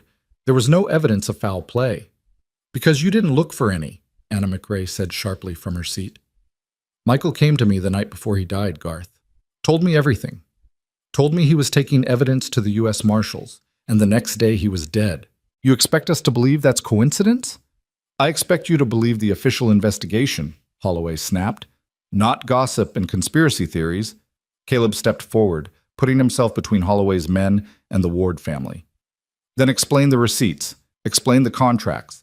Explain why materials paid for at premium prices were actually purchased at half cost." "Where'd that money go, Holloway?" "I don't have to explain anything to you, Drifter. You're trespassing on my town." "Your town?" Caleb's voice went cold. "Last I checked, towns belong to the people living in them, not to whoever had the most money and the least conscience." Holloway's face darkened. "You've got a smart mouth for someone who won't live to see morning." The threat hung in the air like poison. Several people in the crowd gasped. Reverend Whitmore stepped forward, his voice shaking but determined. "Mr. Holloway, threats of violence have no place in the Lord's house. If you have a legitimate response to these accusations, make it. Otherwise, please leave." "I'll leave when I'm ready, Reverend, and I'll take that forged journal with me when I go." Holloway gestured to his men. "Retrieve the evidence. Use whatever force is necessary." The 6 armed men started forward. Caleb's hand dropped to his Colt, but before he could draw, a surprising voice rang out. "Touch that journal, and I'll shoot you myself." Everyone turned to see Dr. Morrison standing, his hands trembling, but his old service revolver pointed squarely at Holloway's chest. "Edwin, Have you lost your mind? Holloway snarled. No, I've found it. Morrison's voice shook but held. I've let fear make me a coward for too long. Michael Ward came to me before he died, asking me to examine the body of James Sullivan. Wanted a second opinion on the cause of death. I refused. I was too afraid of you to do my duty as a doctor. And now Michael's dead too, and I have to live with that. You're a fool, Holloway spat. Maybe, but at least I'm an honest fool now. More people stood. The Dawson family, their faces set with determination. Workers from the railway site, Mrs. Chen. One by one, ordinary people finding extraordinary courage. Anna McRae stood and held up a piece of paper. I have Michael's will, she announced. He left it with me for safekeeping, along with instructions. If anything happened to him, I was to read it publicly. I think now is the time. She cleared her throat and began to read in a voice that carried to every corner of the church. I, Michael Ward, being of sound mind and body, write this in the event that my investigations into Garth Holloway's business practices result in my untimely death. If you're reading this, it means I was likely murdered to prevent the truth from coming to light. Do not let my death be in vain. The evidence I've gathered proves systematic fraud, corruption of public officials, and the deaths of at least 14 innocent men. Garth Holloway is responsible for all of it. He must face justice, not just for my sake, but for everyone who might die if his criminal enterprise continues unchecked. Anna's voice broke, but she forced herself to continue. To my beloved wife Leona and my precious daughters Mira and June, I'm sorry I had to leave you. I'm sorry I chose duty over safety. But I couldn't live with myself if I let innocent people die just to keep my own family secure. You taught me that real courage isn't the absence of fear. It's doing what's right despite being terrified. Be brave, my loves. Be honest. Be kind. And know that I loved you more than life itself. Silence filled the church. Not a dry eye remained, even among Holloway's hired men. One of them, the youngest, barely 20, lowered his gun and stepped away from his employer. I didn't sign up to murder kids, he muttered. Get back in line, Holloway ordered. The young man shook his head. No, sir. I needed the money, but not that bad. Not bad enough to kill for a lie. Another man lowered his weapon, then another. Within moments, only 2 of Holloway's 6 men remained armed and ready. The balance of power had shifted. Holloway's face went purple with rage. You're all fools. That evidence is fabricated. I'll sue every one of you for slander. I'll destroy this entire town. No, you won't. Sheriff Porter's voice cut through the chaos. Everyone turned to see him standing with his gun drawn, but pointed at Holloway instead of Caleb. Because I've been carrying evidence of my own, 2 years' worth. Every bribe you paid me, every threat you made, every time you told me to look the other way when one of your men killed someone. Porter reached into his coat and pulled out a worn ledger, throwing it on the floor at Holloway's feet. I kept records too, the sheriff said, his voice breaking. I told myself it was insurance, a way to protect myself if you ever turned on me. But the truth is, I knew what we were doing was wrong. I knew, and I did it anyway because I was weak, because I was afraid. He looked at Leona, at Mira, and June, tears running down his weathered face. I'm sorry, he whispered. I'm so sorry. I could have saved your husband, could have protected you. Instead, I let a good man die and his family suffer. I'll live with that shame until I die. Leona stood and walked slowly to Porter. For a long moment, she simply looked at him. Then she spoke, her voice quiet but clear. Michael's last journal entry was about you, Sheriff. He wrote that you were a good man trapped in a bad situation, that fear had made you weak but hadn't yet made you evil. He believed you could still choose to do the right thing. Porter's face crumpled. I failed him. Yes, Leona said. But you don't have to fail everyone else. You can still choose. Right now, in front of all these witnesses. You can still honor Michael's faith in you. The sheriff looked around the church at the faces watching him, judgment and hope mixed together in equal measure. Then he straightened his shoulders and turned to Holloway. Garth Holloway, I'm placing you under arrest for fraud, bribery, and conspiracy to commit murder. You have the right to Holloway drew a small pistol from his coat and fired. The shot was deafening in the enclosed space. Sheriff Porter went down, blood spreading across his chest. Women screamed. Children cried. Chaos erupted as people dove for cover. Caleb's Colt cleared leather in a blur. His first shot hit Holloway's gun hand, sending the pistol flying. His second shot took out one of Holloway's remaining men. The third man raised his hands in surrender, wanting no part of the bloodshed. Holloway stumbled backward, clutching his mangled hand, his face twisted with pain and fury. "You're all dead," he shrieked. "Every one of you. I own this town. I own the territorial governor. I own judges and marshals, and you don't own me." The new voice came from the church entrance. Everyone turned to see a tall man in a long coat standing in the doorway, a U.S. Marshal's badge gleaming on his chest. Behind him stood 3 more marshals, all armed and grim-faced. Caleb felt relief wash over him like a wave. "Crawford." Marshal James Crawford nodded to his old friend, then fixed his hard eyes on Holloway. "Received an interesting telegram last night. Rode hard to get here. Looks like we arrived just in time." "This is a local matter," Holloway blustered, still clutching his bleeding hand. "You have no jurisdiction." "Federal fraud affecting interstate commerce gives me all the jurisdiction I need," Crawford interrupted. "And I've got testimony from 20 witnesses who just watched you shoot a lawman in a church. That's enough to hang you 3 times over." Dr. Morrison was already moving to Porter's side, examining the wound with practiced hands. "He's alive," he called out. "Bullet missed the heart. He'll make it if we get him to my office." 2 of the marshals moved forward and seized Holloway, forcing him to his knees despite his protests. Crawford walked to where Caleb stood with the Ward family. "You always did know how to make an entrance, Rowan," Crawford said with a slight smile. "Learned from the best." Caleb shook his old friend's hand. "Though I was hoping you'd arrive before the shooting started." "Would've, but we ran into some of Holloway's men on the road. They're currently tied up about 2 miles outside town, waiting for the territorial authorities." Crawford looked at Leona and the girls. "You must be the Ward family. I'm sorry for your loss. Your husband was a brave man." Leona's eyes filled with tears. "Thank you for coming.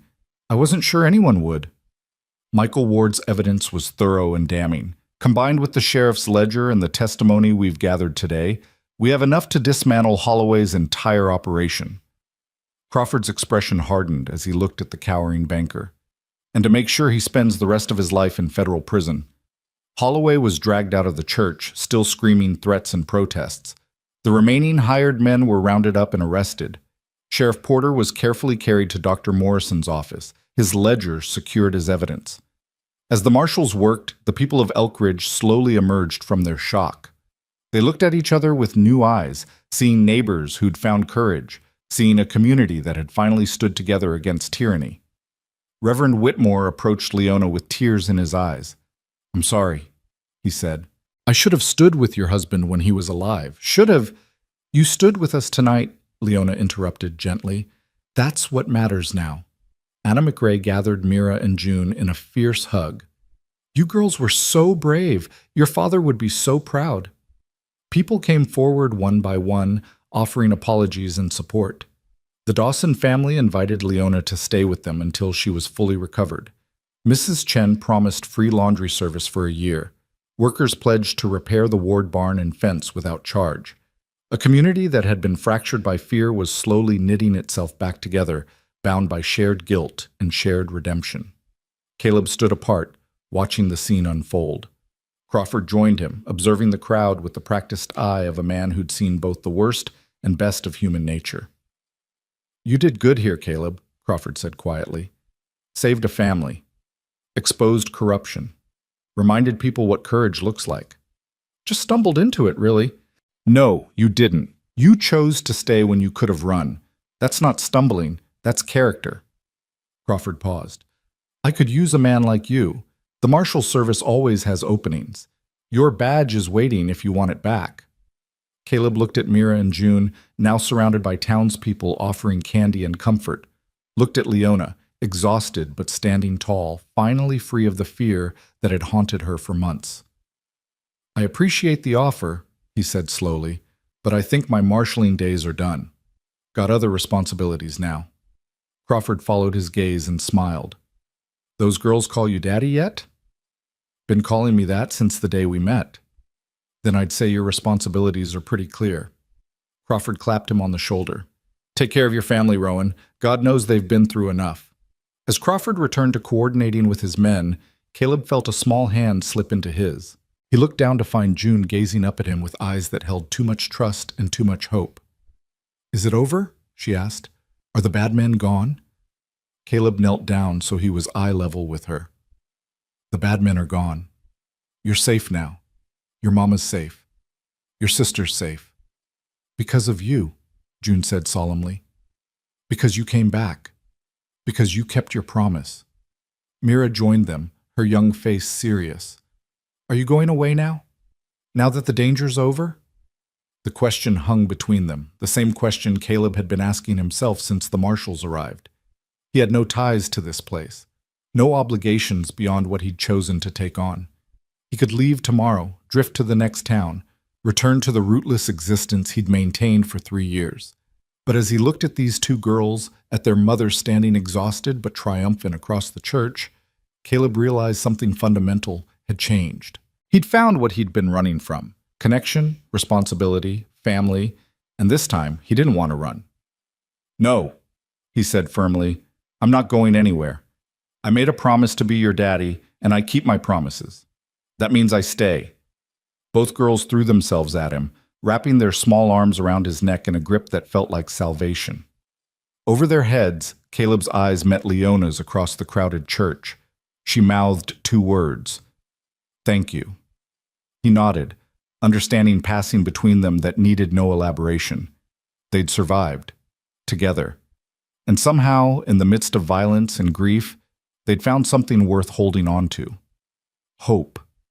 The word Michael Ward had named their horse. The word that had sustained his family through the darkest times. The word that Caleb Rowan had lost 3 years ago and finally, miraculously, found again. As the church slowly emptied and the people of Elkridge dispersed into the night, forever changed by what they'd witnessed, Caleb helped Leona and the girls into their wagon for the journey home. The ride back to the cabin was quiet, everyone too exhausted for words. But it was a peaceful quiet now, free of the terror that had poisoned every moment for the past 4 months. The danger had passed. The truth had won. And in the morning, they could begin the work of rebuilding not just a barn and a fence, but a life together. Under the vast Montana sky, stars emerged one by one, brilliant and cold and eternal. Caleb guided the wagon through the darkness, acutely aware of the precious cargo he carried. 3 lives that had become intertwined with his own in ways he was only beginning to understand. Behind them, Elkridge settled into the kind of sleep that comes after great upheaval. Tomorrow would bring questions and consequences, investigations and trials.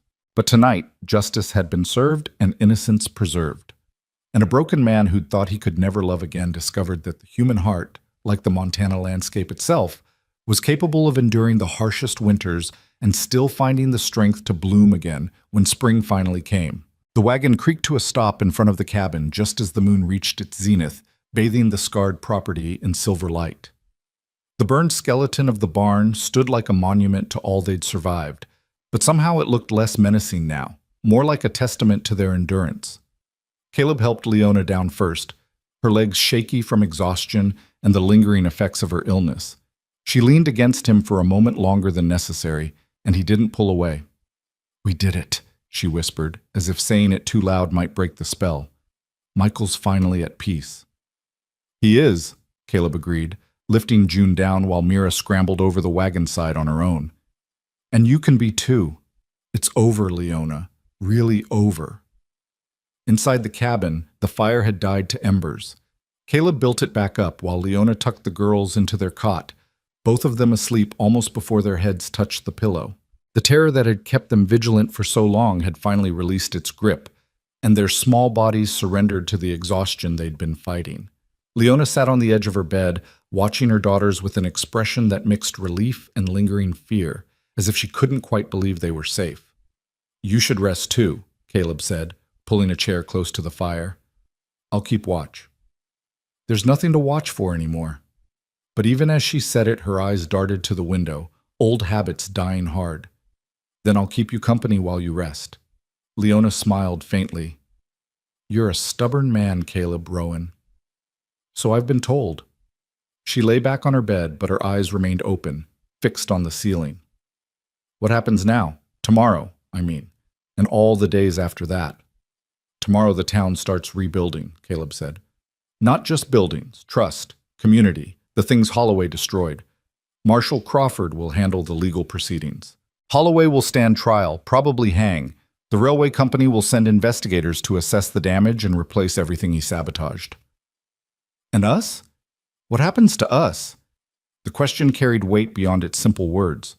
Caleb heard what she was really asking, whether he meant what he'd said in the church, whether he'd stay or drift away once the excitement faded, whether the family they'd forged in crisis could survive peace. That's up to you, he said carefully. I meant what I told the girls. I'm staying if you'll have me. But Leona, you need to understand. I'm not Michael. I can't replace him, and I won't try. I don't want you to replace him. Leona sat up, meeting his eyes directly. Michael was my husband, the father of my children, and I'll love his memory until I die. But he's gone. And you're here. You're real and alive, and you've given us back our future. I'm also broken, Caleb said bluntly. I've got ghosts that wake me up at night. I've done things in my past that would turn your stomach. I'm not the hero you think I am. I don't need a hero. I need a partner. Someone who understands that life is hard and unfair, but worth fighting for anyway. She stood and crossed to him, her bare feet silent on the rough floor. You think I don't have ghosts too? You think I don't wake up crying because I can't remember the exact sound of Michael's laugh anymore? We're both broken, Caleb, but maybe broken people can help each other heal. She reached out and touched his face, her fingers gentle on his scarred cheek. I'm not asking you to marry me tomorrow or make promises you can't keep. I'm just asking, stay. Help me raise these girls. Help me rebuild this ranch, and let me help you remember what it feels like to have a home. Caleb's throat tightened. For 3 years he'd been running from exactly this: connection, vulnerability, the terrifying possibility of caring about someone enough to be destroyed by their loss. But looking at Leona now, seeing the strength in her despite everything she'd endured, he realized that running had only made him weaker. I'll stay, he said hoarsely. As long as you'll have me, I'll stay. Leona leaned down and kissed his forehead, a gesture of tenderness that nearly undid him. Then we'll figure out the rest as we go, together. She returned to her bed, and this time when she closed her eyes, sleep came quickly. Caleb sat watching the fire, listening to the peaceful breathing of 3 people who'd somehow become his reason for existing. Outside, the Montana night settled into silence, broken only by the whisper of wind and the occasional crack of freezing branches. For the first time in 3 years, Caleb Rowan allowed himself to believe in tomorrow. Morning arrived with pale sunshine struggling through clouds, the kind of weak winter light that promised nothing but kept showing up anyway. Caleb woke to find he'd dozed in his chair, his neck stiff, but his soul lighter than he could remember. Mira was already up, trying to cook breakfast with June's earnest but chaotic help. Leona remained asleep, her face peaceful in the morning light, the fever flush finally gone from her cheeks. "Daddy Caleb?" Mira whispered, not wanting to wake her mother. "Is it really over? The bad men won't come back?" Caleb pulled her into a hug, this serious little girl who'd been forced to grow up too fast. "It's really over. Mr. Holloway is in jail. His men are scattered or arrested. You're safe now, sweetheart." "Forever?" June asked, peering up at him with those wide, trusting eyes. "Forever," Caleb promised, hoping it was a promise he could keep. A knock at the door made everyone freeze, old fears dying hard. But when Caleb opened it, he found Anna McRae standing on the porch with a basket of food and a smile that lit up her weathered face. "Brought breakfast," she announced, pushing past him into the cabin. "And lunch. And probably dinner too, knowing how much I packed. Figured you folks could use some proper meals after everything."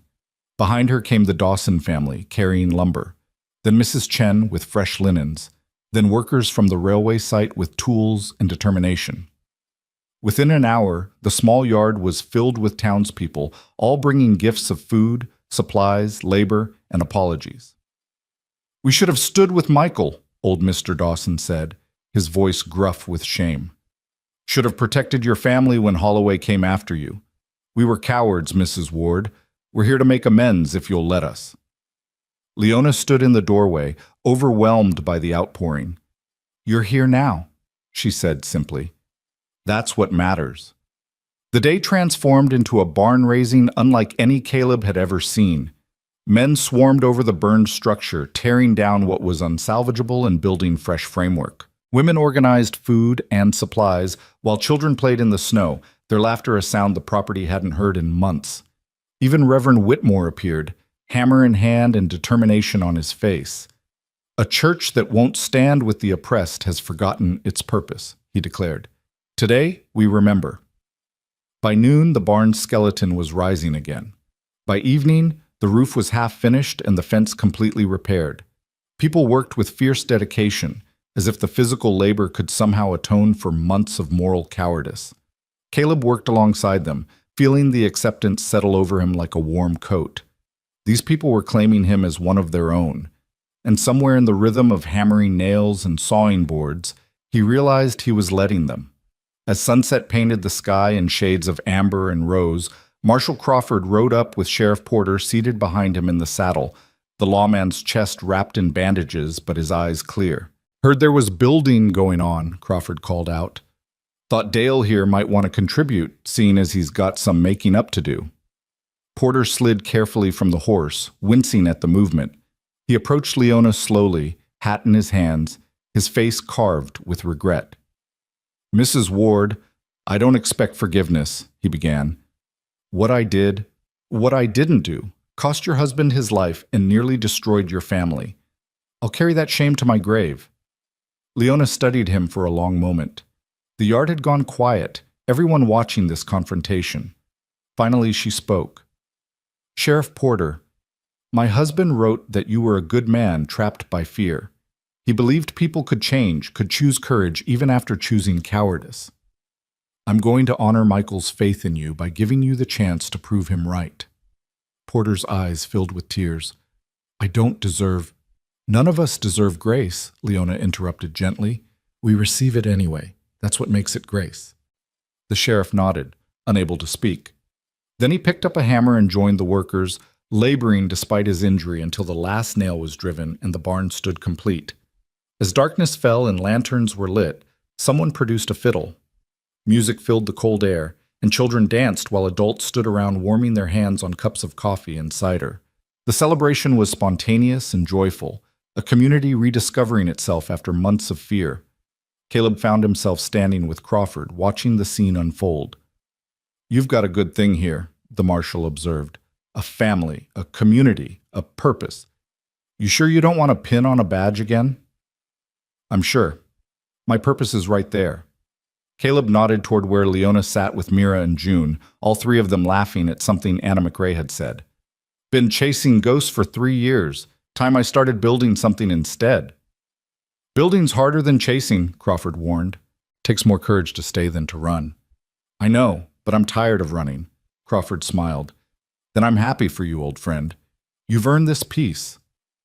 As the marshal prepared to leave, he handed Caleb a sealed envelope. Official commendation from the territorial governor. Your testimony about Holloway's crimes helped crack open a corruption ring that stretches all the way to the Capitol. There'll be more arrests coming, more trials. But your part is done. After Crawford rode away, Caleb stood holding the envelope, feeling the weight of official recognition. It meant something, he supposed. Vindication, closure, proof that Michael Ward hadn't died in vain. But it felt less important than the sound of June's laughter or the way Leona smiled when she caught him watching her. The celebration wound down as families headed home, promising to return the next day to finish the remaining work. Soon only Caleb and the Ward family remained, standing in the yard looking at the new barn that stood where destruction had been just days before. It's beautiful, Leona whispered. It's a barn, Caleb said, but he was smiling. It's more than that. It's proof that things can be rebuilt, that destruction doesn't have to be permanent. Mira tugged on Caleb's hand. Daddy Caleb, can we name the barn? Barns don't usually have names, sweetheart. Hope had a name, June pointed out, referring to their mare. And she's important. The barn's important too. It should have a name. Caleb looked at Leona, who shrugged with amusement. They make a compelling argument. All right, he said. What should we name it? The girls huddled together, whispering seriously. Finally, Mira announced, New Beginnings. We're calling it the New Beginnings Barn. Something about the name hit Caleb square in the chest. New Beginnings. That's exactly what this was. For all of them. A chance to start over, to build something better from the ashes of what had been destroyed. New beginnings it is, he said, his voice rough with emotion. That night, after the girls were asleep and Leona had finally succumbed to exhaustion, Caleb sat by the fire with Michael Ward's journal open in his lap. He'd read through it completely now, understanding the careful, brave man who'd documented evil at the cost of his own life. On the last page, Michael had written a final entry dated the day before he died. If you're reading this, I'm probably gone. I hope I'm wrong. I hope I'm sitting in my rocking chair as an old man, laughing about how paranoid I was. But if I'm not, if Holloway got to me the way he's gotten to so many others, then please know this. I died trying to protect people who couldn't protect themselves. I died believing that truth matters more than power, that courage matters more than comfort, that some things are worth dying for. Take care of my girls. Tell them their father loved them more than anything in this world. Tell them to be brave, be honest, be kind. And tell Leona, tell her she was the best thing that ever happened to me. Whatever happens, don't let fear win.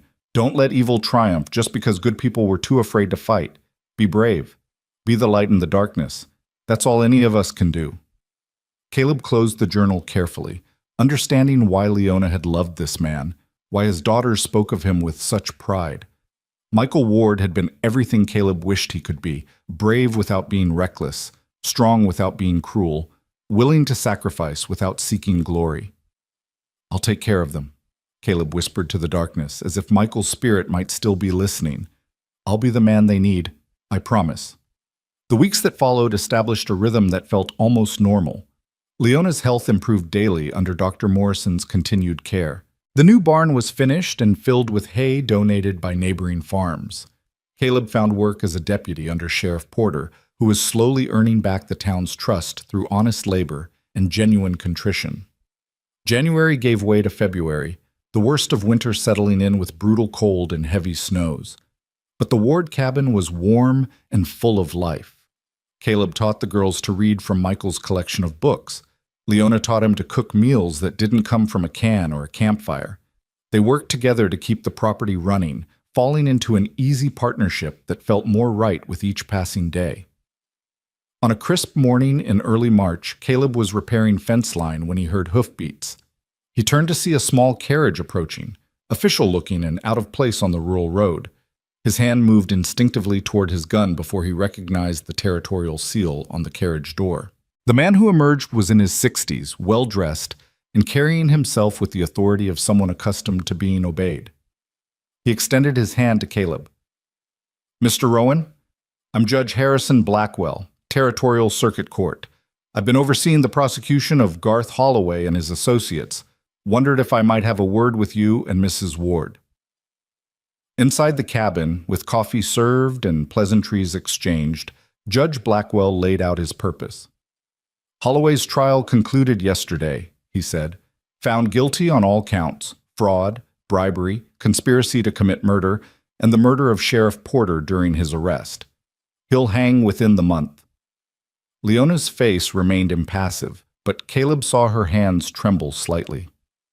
Good, she said quietly. And the others? 23 arrests total. Railway officials, territorial administrators, hired guns. Holloway's entire network has collapsed. The evidence your husband gathered, combined with Sheriff Porter's testimony, brought down one of the largest corruption rings in Montana Territory's history. The judge pulled papers from his briefcase. Which brings me to why I'm here. The territorial government is deeply embarrassed by this scandal. As partial restitution, they're offering the Ward family a settlement, $10,000 plus full ownership of your property with all debts forgiven. Additionally, the railway company is offering compensation for Michael Ward's death and for the structural failures caused by Holloway's fraud. Leona stared at him in shock. $10,000? Plus another $5,000 from the railway company. It's not charity, Mrs. Ward. It's what you're owed for your husband's service to justice and for the suffering your family endured. $15,000. It was more money than Leona had seen in her lifetime. Enough to rebuild the ranch completely, to secure her daughter's futures, to live without the constant fear of poverty. There's one more matter, Judge Blackwell continued. Sheriff Porter is retiring from law enforcement, doctor's orders after his injury. The position is vacant and the territorial governor asked me to offer it to you, Mr. Rowan. Full salary, official badge, authority to hire your own deputies. Elkridge needs a lawman it can trust. Caleb felt everyone's eyes on him. This was the life he'd left behind, wearing a badge, enforcing law, carrying the weight of a community's safety. It was familiar territory, comfortable in its way. But it was also the life that had cost him his first family. Can I think about it? He asked. Of course. Take a week. The position will wait. Judge Blackwell stood to leave. You're a good man, Mr. Rowan. This town is lucky to have you. After the judge departed, Leona and Caleb sat in silence, both processing what had just happened. $15,000, Leona finally said. We could buy livestock, expand the ranch, build a real house. The girls could go to school, maybe even college someday. You've earned it. Michael earned it. We earned it, she corrected. You were the one who brought Holloway to justice. You saved us, Caleb. This money belongs to all of us. The casual way she said, all of us, made something shift in Caleb's chest. Somewhere along the way, he'd stopped being a stranger helping a desperate family. He'd become part of that family. What do you think about the sheriff position? He asked. Leona considered carefully. I think you'd be good at it. You understand justice, understand when to fight, and when to show mercy. But I also think it's dangerous, and we've had enough danger to last a lifetime. That's what I'm thinking, too. But Leona continued, I also think you need purpose. You're not the kind of man who can just tend a ranch and call it a life. You need to feel like you're making a difference. She was right, and they both knew it. Caleb's been a lawman most of his adult life. It wasn't just a job. It was who he was. What if I took the position, but did it differently? He said slowly. What if I built a department based on Porter's mistakes? Transparency, accountability, serving the community instead of controlling it. I could hire young deputies, train them right from the start, make Elkridge a model for how law enforcement should work. Leona smiled. Now that sounds like something worth doing. You sure? It means danger, late nights, worry every time I walk out that door. Caleb, I married a man who fought corruption knowing it might kill him. I can handle worry if it means you're doing work that matters. She reached across the table and took his hand. Besides, you'd be sheriff of Elkridge, not a U.S. Marshal chasing outlaws across 3 territories. You'd come home most nights. That's more than many women get. The word married hung between them, neither quite ready to address it directly but both hearing its implications. That night, after the girls were asleep, Caleb and Leona sat on the porch despite the cold, wrapped in blankets and watching stars emerge. Can I ask you something? Leona said quietly. Anything. When you look at me, do you see Sarah? The question caught Caleb off guard. He'd been thinking about his dead wife more lately, comparing his feelings for Leona to what he'd felt for Sarah, trying to understand if he was betraying one by caring for the other. No, he said honestly. You're nothing like Sarah. She was gentle, quiet, preferred books to people. You're fierce, brave, willing to pick up a rifle and face down armed men to protect your children. Sarah would have hidden.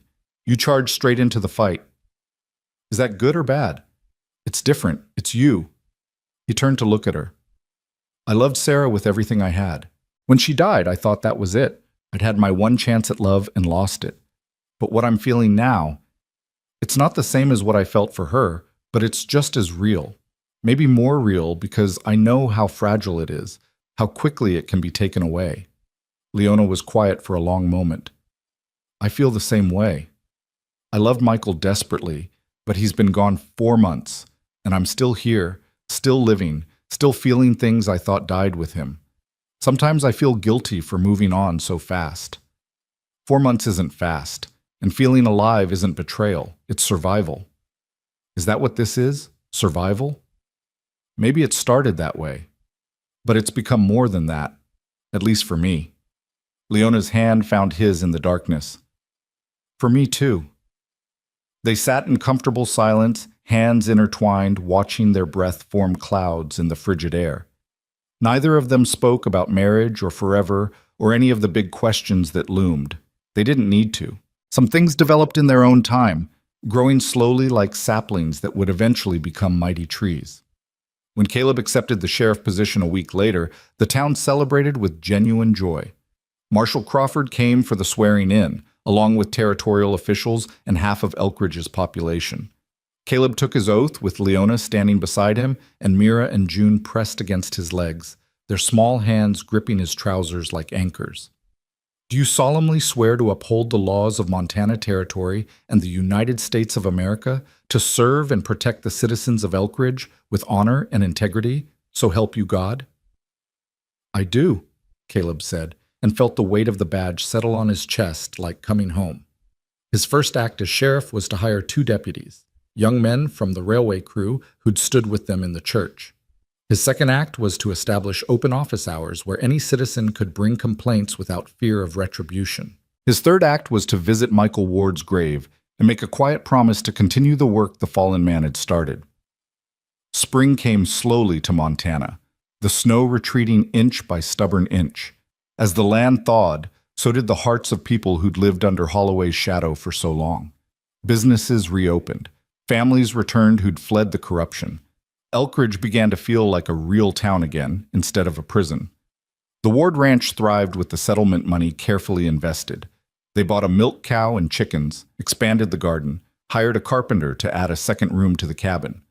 Caleb moved his few possessions into that new room, maintaining propriety while being close enough to protect what had become his family in all but legal name. On a warm evening in late May, nearly 6 months after he'd first stumbled across 2 desperate girls by a fence line, Caleb found himself helping Leona plant flowers around the new barn. The girls were playing nearby, their laughter carrying on the spring breeze. "Daddy Caleb," June called, "come see the bird's nest we found." He went, as he always did when his daughters called, because that's what they were now, his daughters in every way that mattered. And Leona was, well, they still hadn't quite defined what Leona was, but the undefined nature of their relationship felt right somehow, honest in its gradual development. That night, tucking the girls into their beds, Mira asked the question that had clearly been brewing for weeks. "Daddy Caleb, are you going to marry Mama?" Caleb glanced at Leona, who'd frozen in the doorway. They'd both been carefully avoiding this topic, letting their relationship develop naturally without the pressure of expectations. "Do you want me to?" he asked carefully. "Yes," both girls said in unison. "Why?" Mira thought seriously about her answer. "Because you love her, and she loves you. And we're already a family, but it would be nice if it was official." "Official," Caleb repeated, a smile tugging at his lips. "That's a good word. Plus," June added with childish pragmatism, "then you'd live with us all the time instead of just most of the time." From the doorway, Leona cleared her throat. "Girls, marriage is complicated. Daddy Caleb and I have only known each other 6 months. These things take time." "Mama," Mira said with the seriousness only an 8-year-old can muster, "Papa died in a second. Bad things happen fast. Why can't good things happen fast too?" The logic was irrefutable. Leona's eyes met Caleb's across the small room, a question in them that matched the one in his heart. Why couldn't good things happen fast? "Tell you what," Caleb said, making a decision that felt both terrifying and absolutely right. "Let me talk to your mama alone for a bit. Then we'll see about making things official." The girls squealed with excitement as Leona ushered them under their covers. When they were finally settled, she and Caleb stepped outside into the spring night. "You don't have to do this," Leona said immediately. "Just because the girls asked." "I'm not doing it because the girls asked." Caleb took her hands, holding them gently. "I'm doing it because I wake up every morning grateful you're alive. Because I go to work thinking about coming home to you.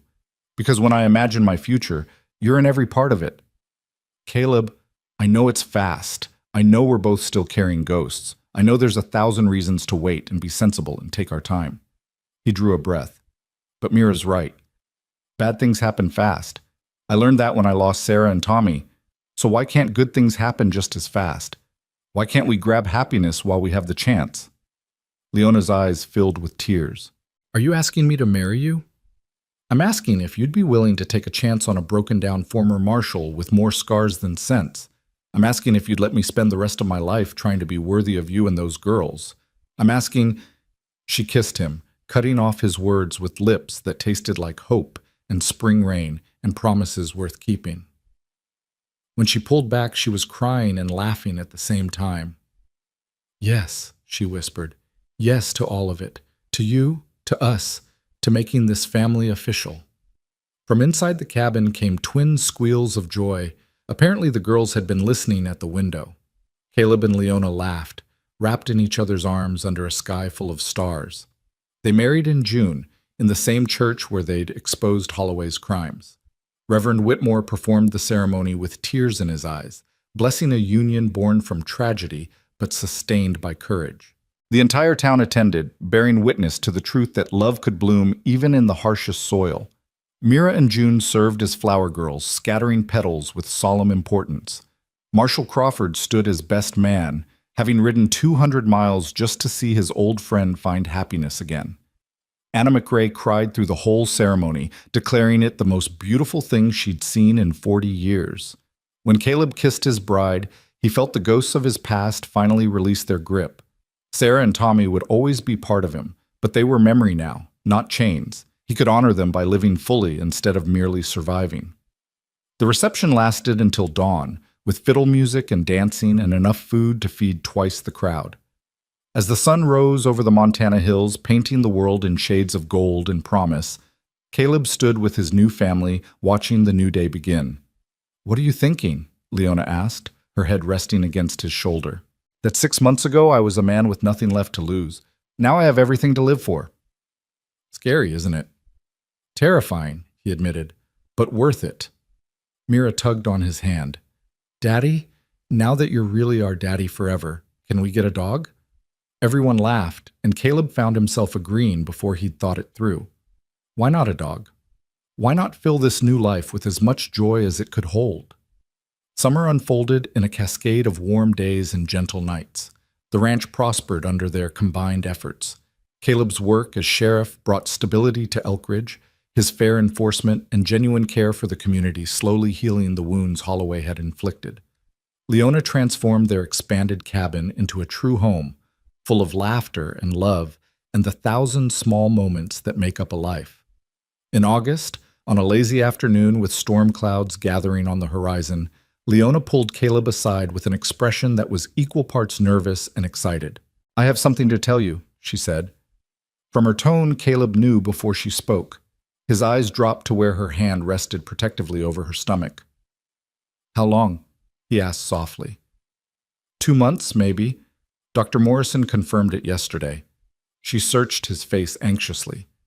"Are you happy? I know we didn't plan—" Caleb silenced her with a kiss that conveyed everything words couldn't: joy, wonder, gratitude, and a fierce determination to protect this new life they'd created together. "Happy doesn't begin to cover it," he said against her hair. "Terrified, grateful, amazed, but mostly just honored that I get to do this with you." They told the girls that evening over dinner, watching their faces transform from confusion to understanding to absolute delight. "A baby?" June breathed, her eyes huge. "A real baby?" "Real as can be," Leona confirmed, "due in February. That means we're going to be big sisters," Mira exclaimed, then immediately began planning everything from names to which cot the baby would use to how she'd teach it to read. That night, after the girls had finally exhausted themselves with excitement and fallen asleep, Caleb and Leona lay in their bed listening to the rain that had finally arrived, drumming steadily on the new roof. "You know what this means?" Leona said quietly. "What?" "We're not just rebuilding what was destroyed. We're creating something completely new. This baby. It's not replacing what we lost. It's proof that we can move forward without forgetting where we came from." Caleb placed his hand over hers on her still flat stomach. "Michael would approve, I think." "He would," Leona agreed. "He always said life was for the living, that the best way to honor the dead was to embrace life fully. That's what we're doing." The months that followed were filled with preparation and anticipation. Caleb built a cradle from Montana pine, his hands remembering skills he'd thought forgotten. Leona sewed blankets and gowns with help from the girls, who threw themselves into their future roles as big sisters with endearing seriousness. The town watched the Ward Rowan family's expansion with genuine warmth, seeing in their happiness a reflection of their own community's healing. Baby gifts appeared on the sheriff's office doorstep. Anna McRae organized a group of women to help when the baby arrived. Even hard men who worked the railway line found themselves whittling toys and offering gruff congratulations. Winter returned, but this time it held no terror. The barn stood strong against the wind.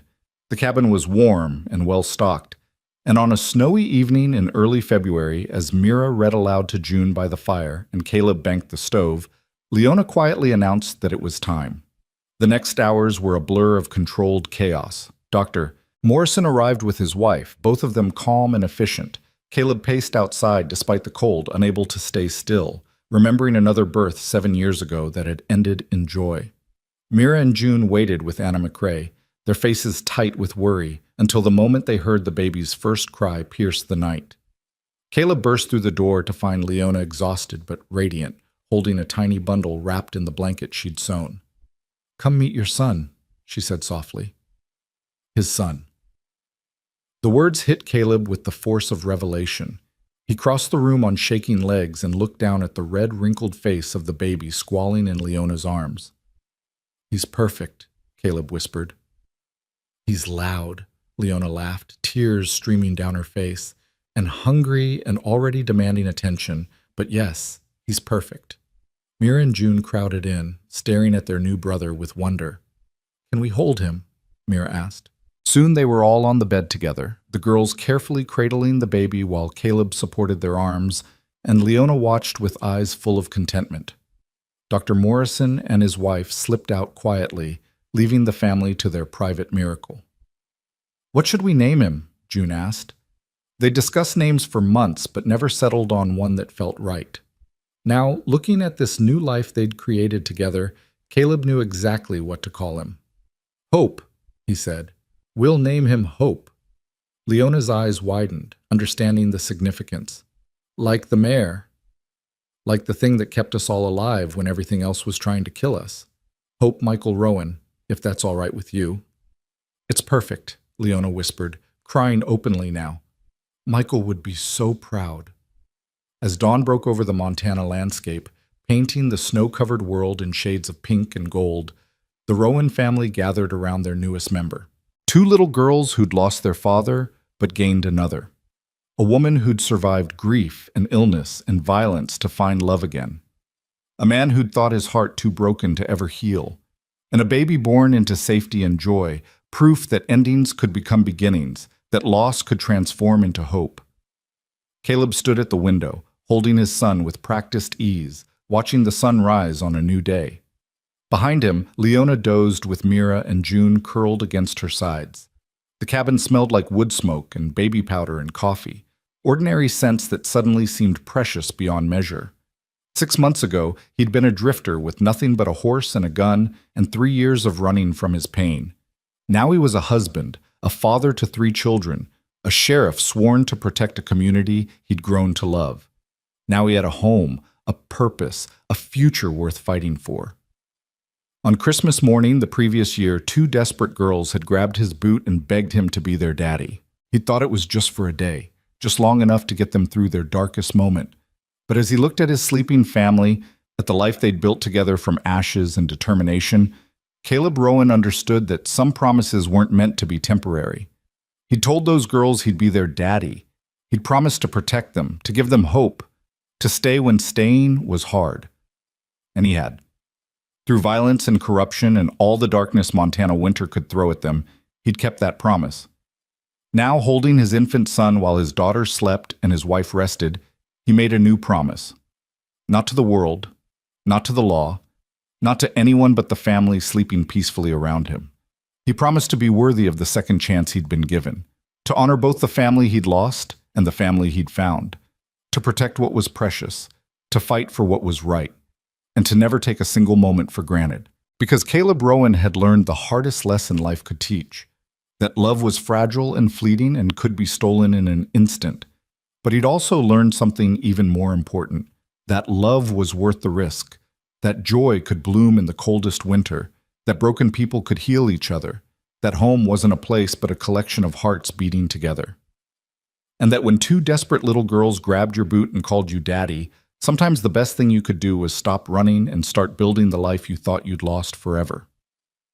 Outside, the Montana sun climbed higher, chasing away the last shadows of night. Inside the warm cabin, a family slept peacefully, safe in the knowledge that they were loved, protected, and home forever.